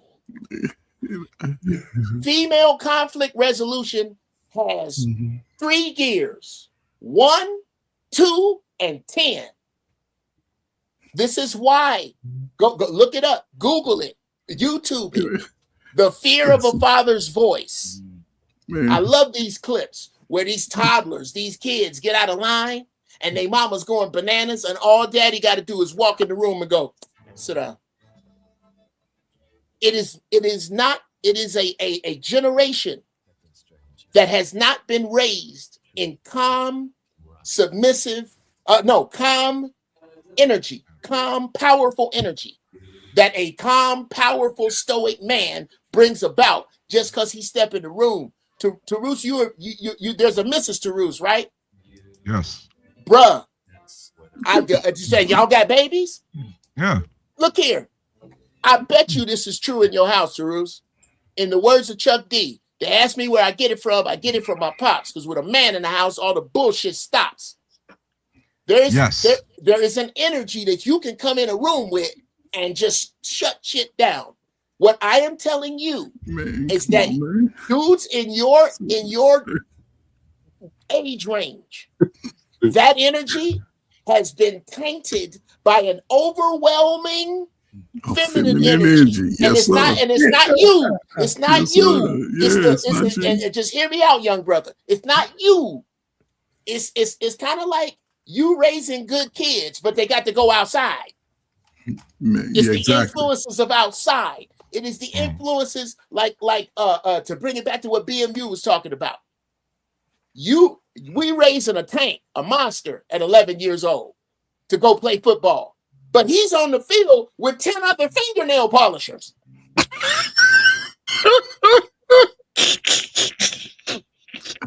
That's a good pause right there. Tarus, I'm gonna ask you a joke real quick, right? Was you in the military when they gave out stress cards? No. All right. What branch? I was in the U.S. Army, active duty for 8 years. Okay, cool. And So, like, Coach, Even if I was, why the fuck would that matter? All right, because, you know what I mean? Because at the end, no. Because I'm sorry, this gets back to this generational crap. Where not if great. you go back and you keep going back, this country and the society's been going to shit since 1776. Okay, so every generation is going to point to over. You part of that generation? No. Society has been going since 1776. Yeah, that has nothing to do with right now. Let me ask you something, Tyrese. Real quick, if I may. They brought up the stress cards. I'm just going to ask this question. I'm not being facetious. I swear to God, I'm not. Do you believe other countries who are not our allies or countries who may want to go to war with us in the future? Don't get ahead of me. Or prayerfully not. Do you think they have stress cards? I don't know. Let's say China. He didn't ask you what you knew. He asked you what you thought. Yeah, I said, what do you think? Do you think China has stress cards for their soldiers? What do you think? No. Why? Because they do things differently over there. Mm-hmm. And so if we continue to create the men that we're creating for the stress card era, do you think we have a chance in a war? Yes. Against men who are nowhere near sensitive or as emotional as America? Yes, because your sensitivity does not prevent you from getting hit with a drone. Your sensitivity does not prevent you from getting hit with an airstrike. Your sensitivity does not prevent you from getting hit by some shit 1,000 miles away. We have modern technology right now, guys. Hold on, Tyrese. Modern warfare. Our military is constantly evolving. You're talking about a Chinese, real quick. You're talking about a Chinese military completely untested in any battlefield. If you give me a second, Tyrese, your sensibilities might stop you from pressing the fucking button you need, though. Really? If you're it might stop you from doing what you're supposed to do. Okay, but I'm not the president of the United States. I don't have the nuclear football. At the end of the day, we talking about this fucking level right here. Okay, and at this level, my 5.56 round is going to do the same amount of damage whether you got more emotional intelligence or not. Okay, that's a fact, R-Pain. Is it all right if a military man jumps in here? Who you gonna use it on? We got the same. You gotta have the temperament. Yo, let's go. Hey, bro, if y'all want this smoke, I'm only y'all want this smoke. I'm the youngest, but I'm 38 years old. If y'all want this smoke, let's go, man. Come on. Okay, wait a minute, guys. As the United States Marine, I'd like to talk to him truth to truth, if that's okay. Man, can't army to army talk. I was. Army, yeah. I was just trying to talk because I asked that question for a reason, right? Because Tyrese, I would say your peer group, right? The guys you was in high school, the guys within your peer group, right? There has been a shift in man being able to take on tasks. Sometimes even with the name unfiltered, right? Now, men are more filtered. And they get locked into their emotions too early because and I guarantee anybody with young children can see it in their own children that their children have confidence, right? Your children, that they be ready to take on the world with you.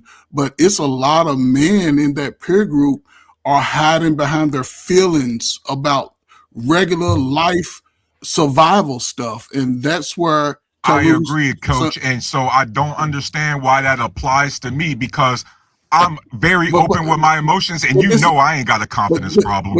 But this is where it confuses me with you. You're telling all the other men hey, you're an example of what they should be trying to be in a sense.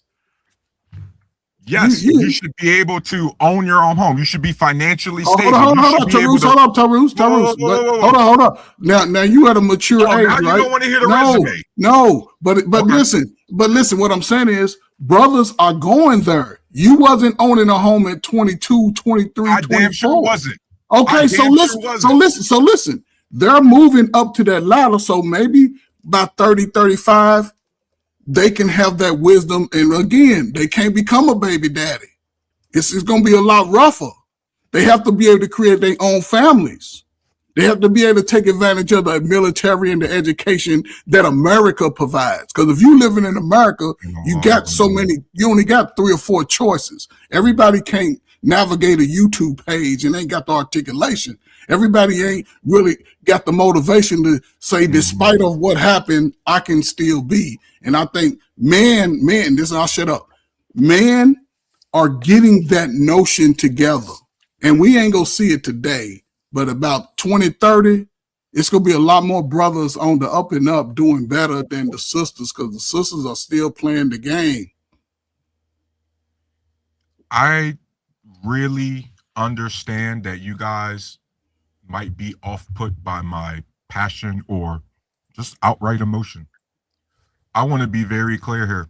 That probably has something to do with having a Puerto Rican mom, growing up with a bunch of Puerto Rican women from the Bronx. Okay. And then now I'm in a household with a wife and 2 daughters. Right. Okay, yeah. So maybe and so that's why I didn't get pissed off when Uncle Joe talked about eminent energy, because I was like, yeah, probably checked all the fucking boxes. And guess I didn't mean it as an insult, bro. And I know you didn't. That's what I said. That's why I didn't say anything. Yeah. Right? I literally just said that, Uncle Jeff. So, Coach, you want to know why I didn't say anything, Coach? Because I'm glad I got to tap into that. Because now, unlike a lot of you older guys who are emotionally stunted and don't know who you are without finances, don't know who you are without this idea of materialism, I know every aspect, the good, the bad, and ugly of who I am and of my emotional range. And Coach, guess what?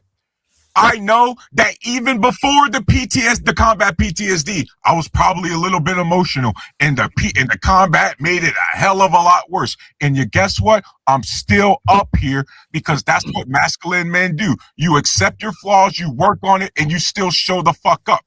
Most of these men today that call themselves masculine, Coach, look how many fucking losers can't even show their face on camera. They got so much to say, but they can't even cam up. I agree with that. I get that. I get that. People, Coach, throughout the years have had so much smoke for me in the chat. BMU knows this, and yet they won't cam the fuck up and say it.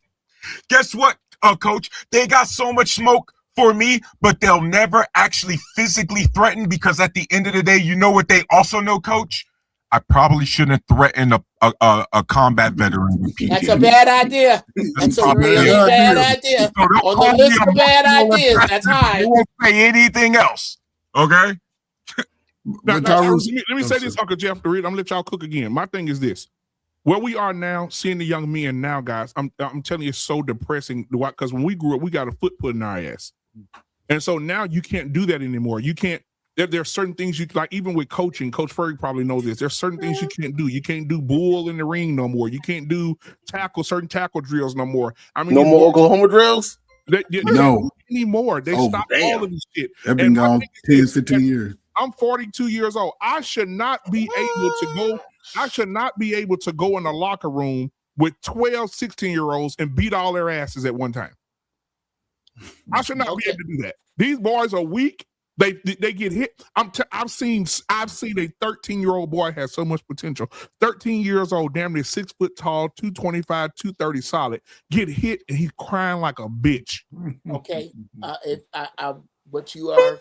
His mama, get some Gatorade. Give him some Gatorade. I'm gonna need everybody to put the tinfoil hats on right now. Okay, I'm from an eagle eye view.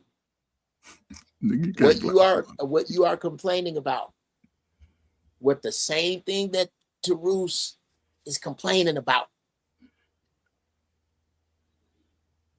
was by design, agriculturally by design, chemically by design, socially by design, by those.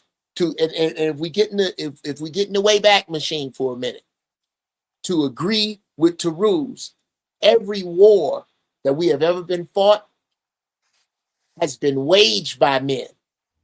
We don't want to count how many have been caused by women. Now, you better talk, Jeff. Look here. That's why I said I wanted to talk to the brother man to man. I ain't going to beat him up. Why you got to beat him up for? That's okay. He is a young Jedi. I am a master Jedi.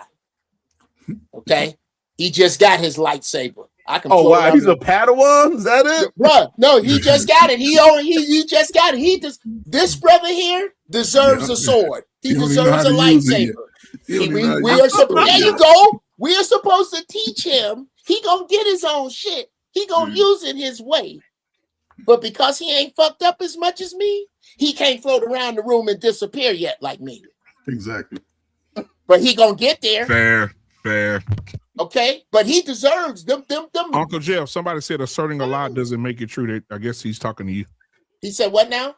Asserting a lie doesn't make it true. Okay, explain yourself, man. Yeah. What that right there?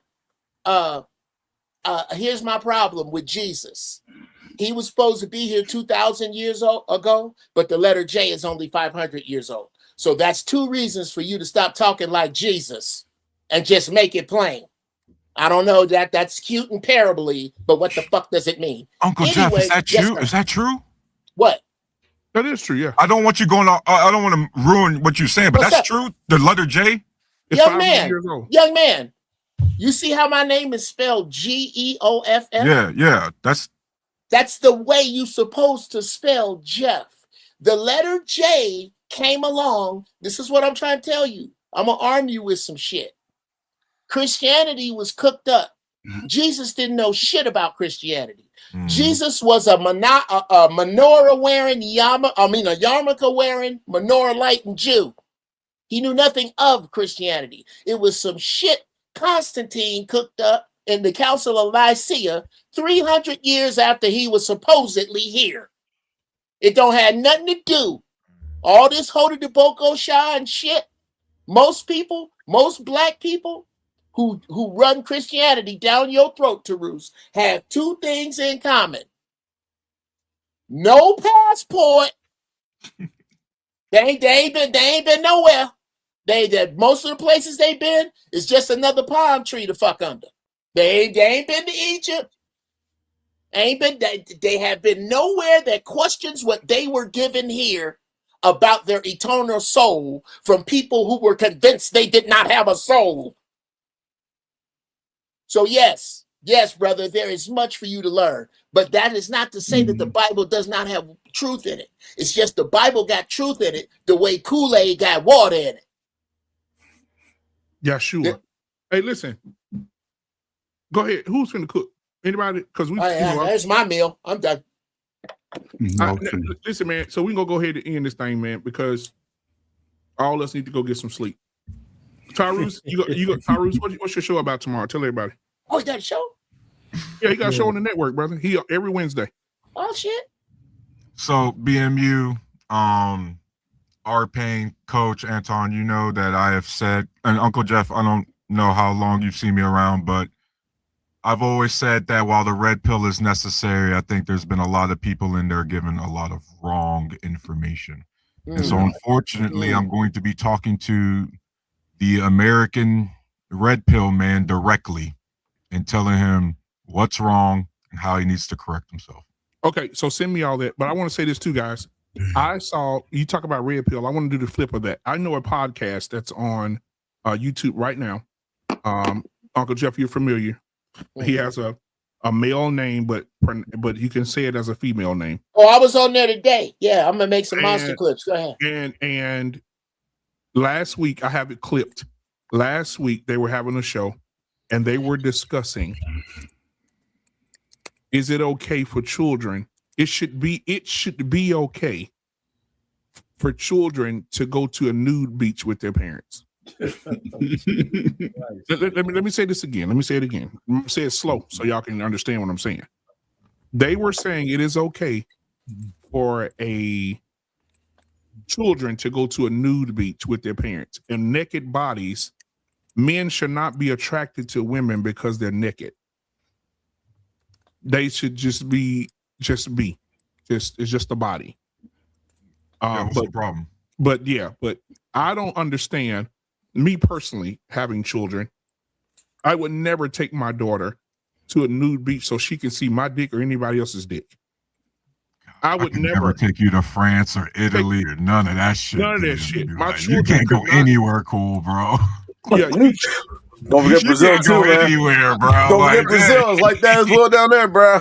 But I'm just saying, like, you guys, I'm gonna ask y'all this, and then we can go. Maybe I'm stupid because I said to myself, there's no way I could take my 15-year-old daughter butt naked to a nude beach, and my daughter's 15 years old and around grown ass men who is 30, 40 years old walking around with their dicks out. Like, I don't understand how people can even agree with that. Oh, so if they were small, you'd be cool with it. Hell No. It's the size that matter, huh? No, he didn't say small. He didn't say anything about size. No, nothing. I just don't see how you brought up size. He didn't. Yeah, I didn't. I just don't understand how you can go to a nude beach naked. I'm talking about women or men. I don't want my 15-year-old son going seeing a woman laying out on the beach on the towel with her pussy wide open. I don't want my 15-year-old to see that. BMU, like, I think this is why I get so frustrated sometimes, because the lack of self-control, and y'all, and I'm the emotional, passionate one, and yet you guys are the ones who can't. Like what? The moment you see a naked body, your dick get hard. Like, is that what we talking about here? No, I don't think. I'm talking about taking your child to again. Yes, again. Like, is it our?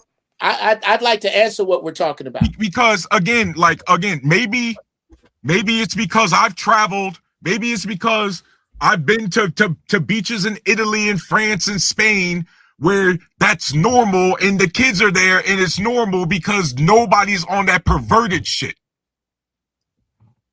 You know what I mean? It seems like a lot of these conversations are only had in America because we are so fucked up in the head as a culture. No, or just because we're in America. Maybe it's cultural. No, you know what I just said? Nah. Yeah. What he's talking about, that we gotta give credence to, and again, Tarus, I like you have been around the world twice for free. Once as a Marine, once as a comedian.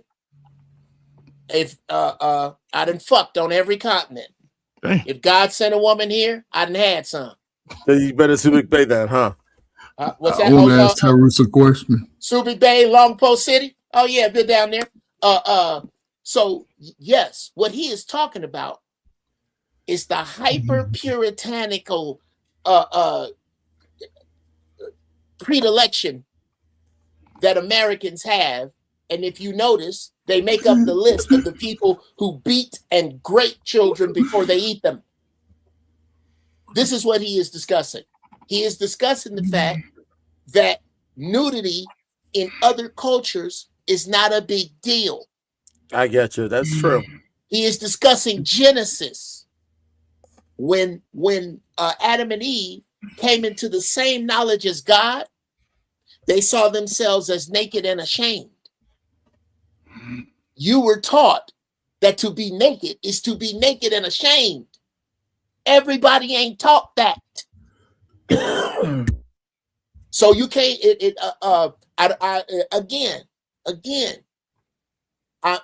I'm just calling balls and strikes because I actually agree with you, BMU, in my culture. Here's why I don't want to take my daughter or my young child to a nude beach. Because there is enough sexuality that they are exposed to from the giddy up everywhere else for me to have to prematurely, in my opinion, since this is my child, prematurely have to have conversations about what we see at a nude beach. That's me raising my child under my prerogative. But I understand what both of you are saying. I just want to ask everybody this question real quick. This one question. There's 6 men on here, six fathers. Any of y'all took y'all kids to the nude beach yet? No. Won't be happening.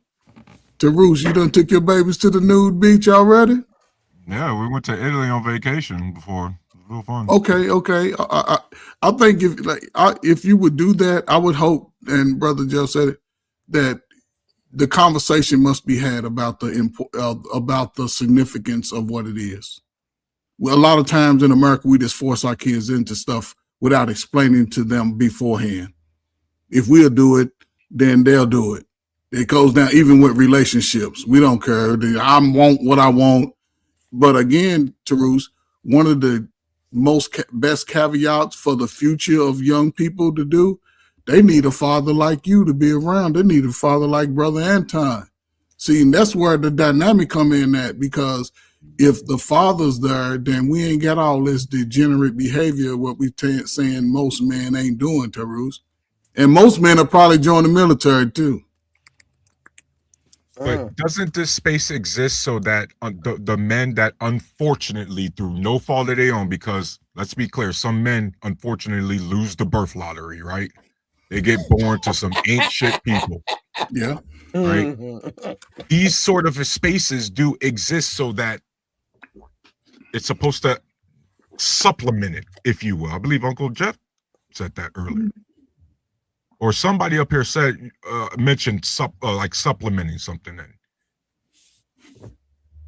And so this is why, Coach, I have to push back on a lot of these taboos, because unfortunately, we as Americans claim we want to be focused on things that are priority, but then we never discuss priority things. You see what I mean, Coach? Like, for example, that's what you and I can agree that cleaning up after ourselves and picking up the trash. We should have trash in the highways, right? On the side of the roads, right? Right? See But Canada. That's true. What'd you say, Uncle Jeff? I said, see Canada. Right. Vancouver, clean as shit. Go ahead. Right. I'm sorry. Montreal too. Go ahead. But no, he was going. Keep going. I'm sorry. You'll have, Coach, in this country, we'll have half the country voting against some of those policies simply because they don't believe in climate change. And because they believe that climate change is a hoax, we shouldn't do anything to clean up anything.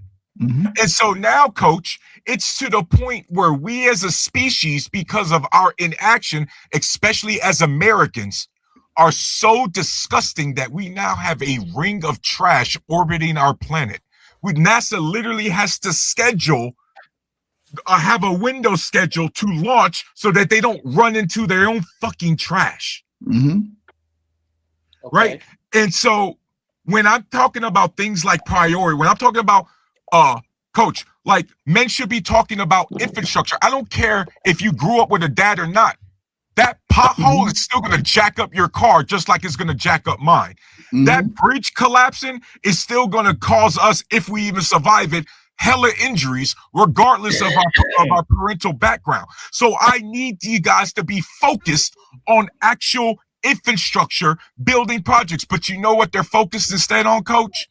They're focused on whether or not men are getting their nails painted. They're focused on whether or not the parents are worried about concussions. Coach, none of that shit fixes the potholes. Coach, none of that shit actually contributes to the labor market or the GDP. Coach, none of that shit prevents a war in Iran. Tarus, can I jump in? Okay. Everything you're saying, I agree with, right?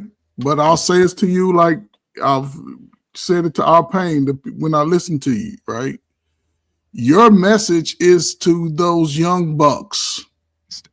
You have young daughters, so your message is to those young bucks, and you have the fire that you can give it to them. You My talking message is to you, Coach, because you still got 20 years. You, Anton, Uncle Jeff, R. Payne, BMU, you guys still vote right alongside me. I'm talking to all y'all, man.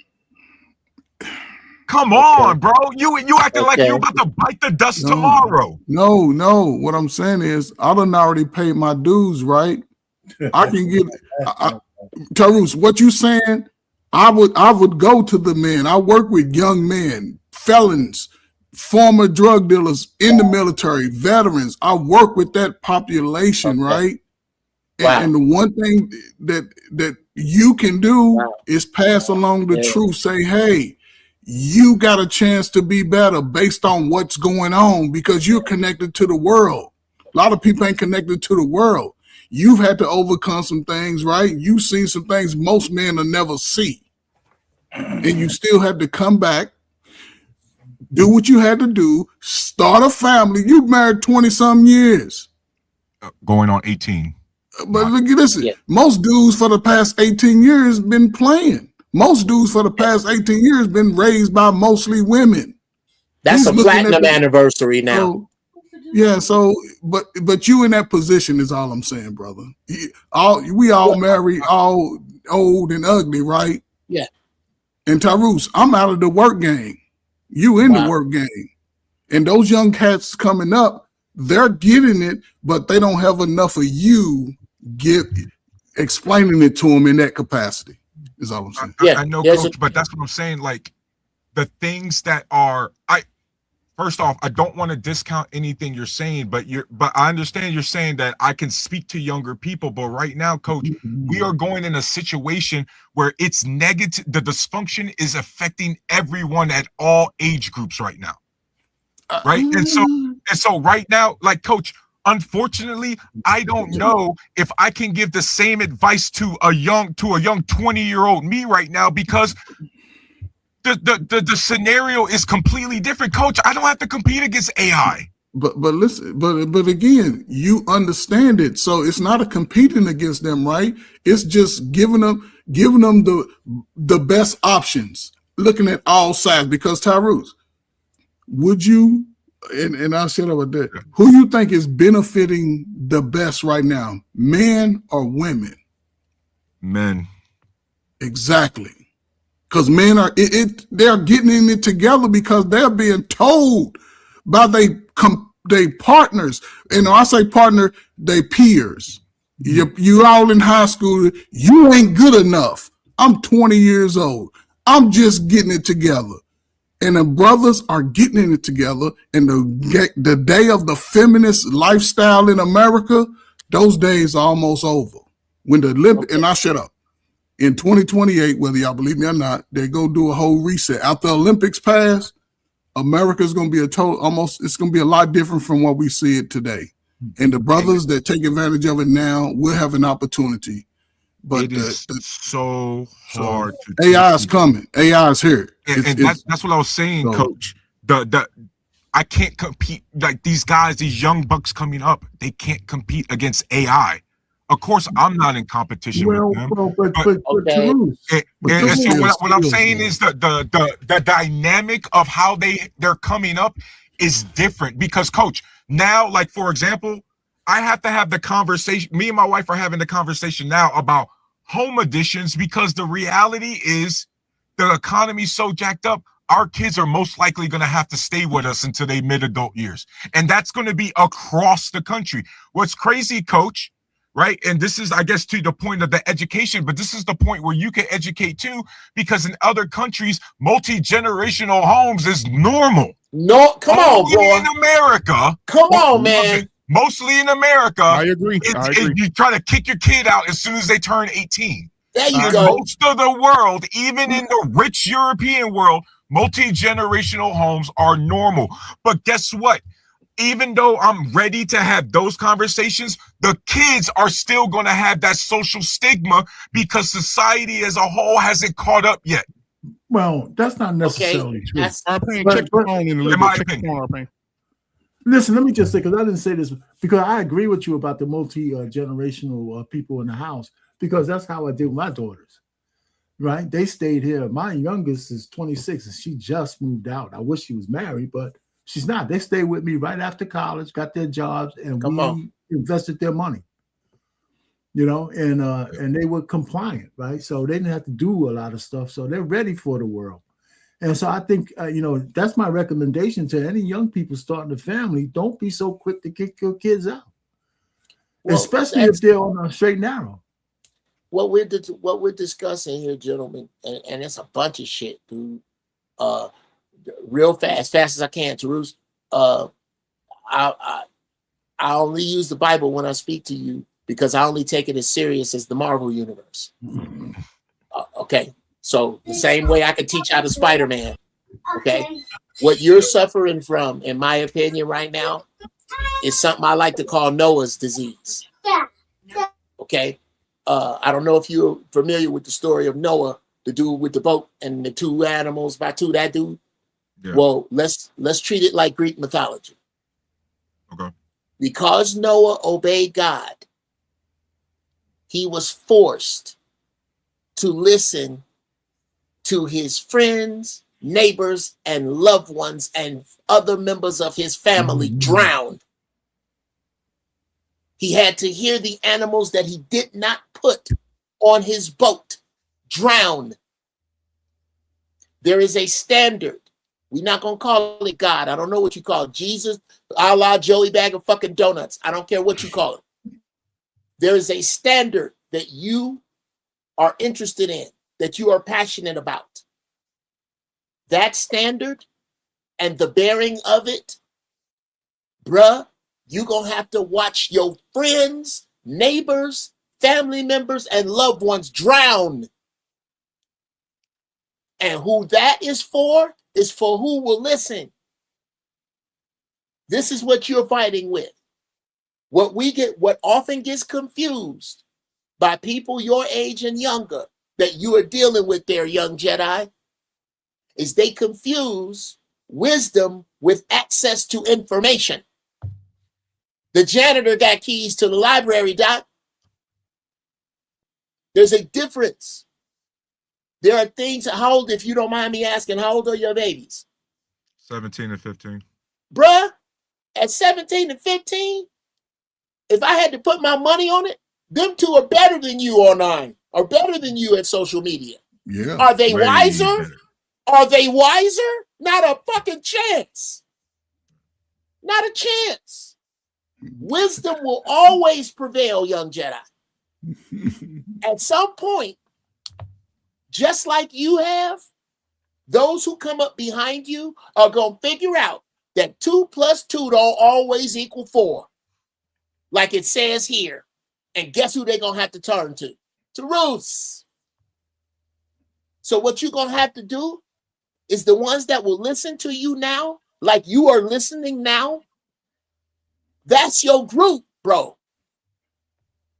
You're going to have to listen to the rest of them drown and try to find a way to cry, but don't cry to stop. Cry to keep going toward your standard. And I'm going to leave it there. That's too much pressure for him, man. It's too much Who wants pressure. to go next on their final thoughts, man? Because we're going to get out. Drop it on him, man. Go ahead, Coach. Hey, man, listen, man. Listen, Teruse, man. I know you got a stress card over somewhere, man. I know you over stressed out today.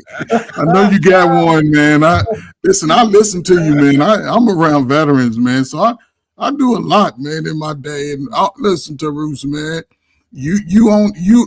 As far as from what I see from you and what you talked about, you're on the right track, right? And you can't leapfrog to me. I just turned 58. I'll whoop you. Technically, if we were in my 36, wasn't nothing gonna stop me. Wasn't nothing. I wasn't gonna let a woman or a man that ain't connected to me and my baby go stop me.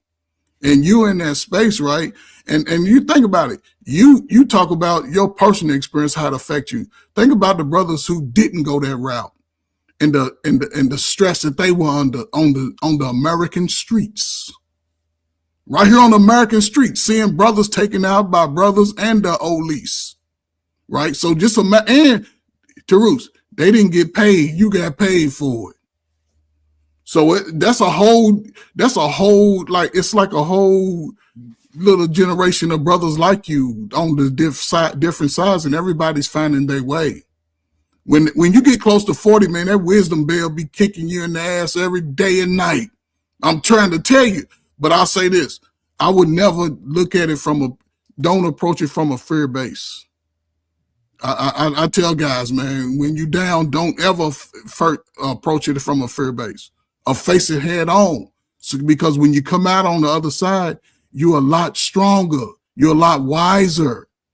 And I respect all men up here, but no man can dictate to me how I become a better man. They can give me nuggets, and I'm a solution. So I'm gonna try all 5 of you. I take what our pain say, Uncle Joe, you, Anton. I listen, and if I can apply it somewhere, I'll apply it. If I can put it in my back pocket, I want that too. So 6 months, a year, I can pull on and be like, man, Taru said something cool. I can see how that's applying to my life. But a lot of that pick came from my father. He used to tell me the shit in the worst time. I don't want to listen to it, but he tell me. And I used to tell him one thing, and I said, the one thing he never talked to me about was a woman. So I asked him, I said, man, he said, man, what was I going to tell you when that woman take off her clothes and show you all that candy? You ain't gonna think about shit I said when you in there rocking it. And it all snapped together like, you know what, you right. But ain't none of y'all thought about y'all mamas and daddies when y'all was getting the damn stuff. No, that shit they said.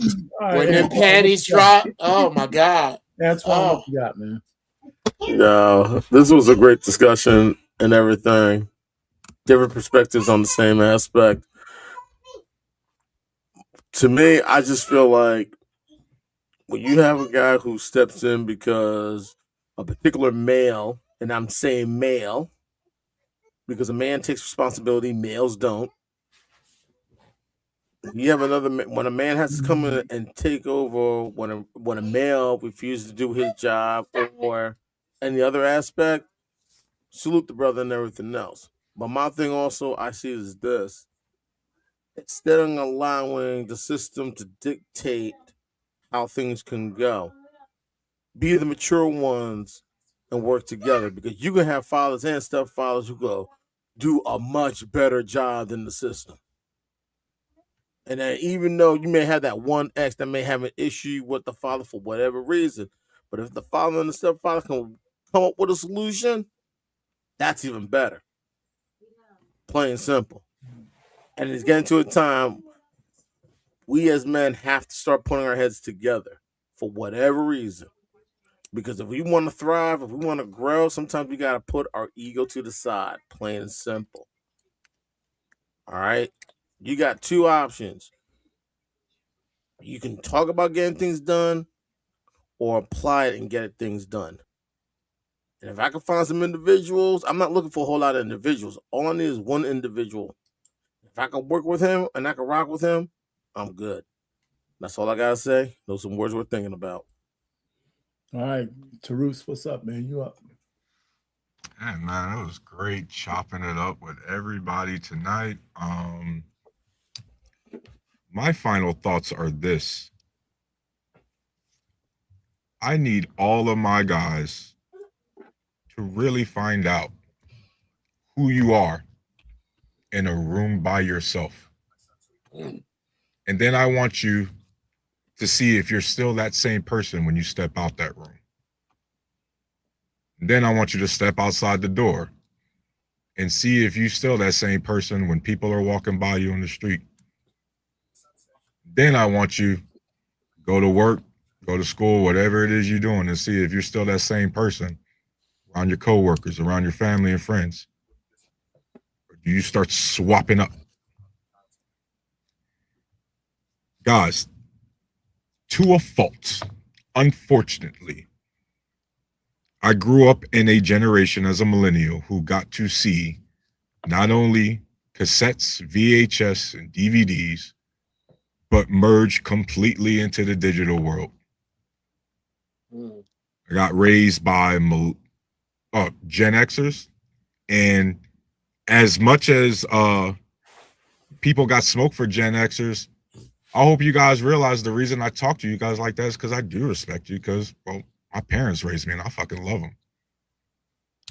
Right? My dad taught me, you guys say I'm smart. That's because of my dad. You guys say I'm passionate. Yeah, unfortunately to a fault. It's because of my mom.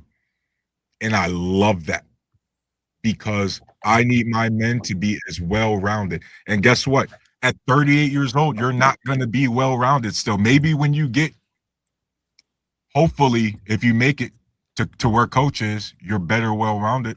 Right now, I have to readily admit, I know I'm not well-rounded, and I know it's worse because I'm on the meds. But that being said, guys,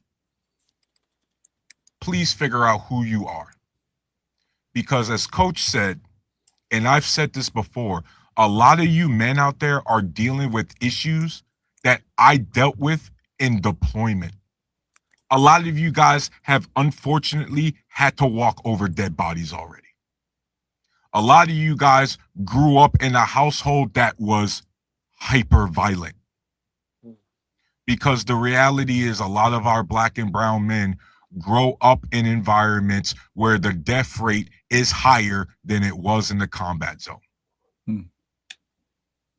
That's an unfortunate reality that a lot of you men as civilians are going through. And because of that, your emotions get suppressed in an already hyper masculine world where you're not supposed to show any.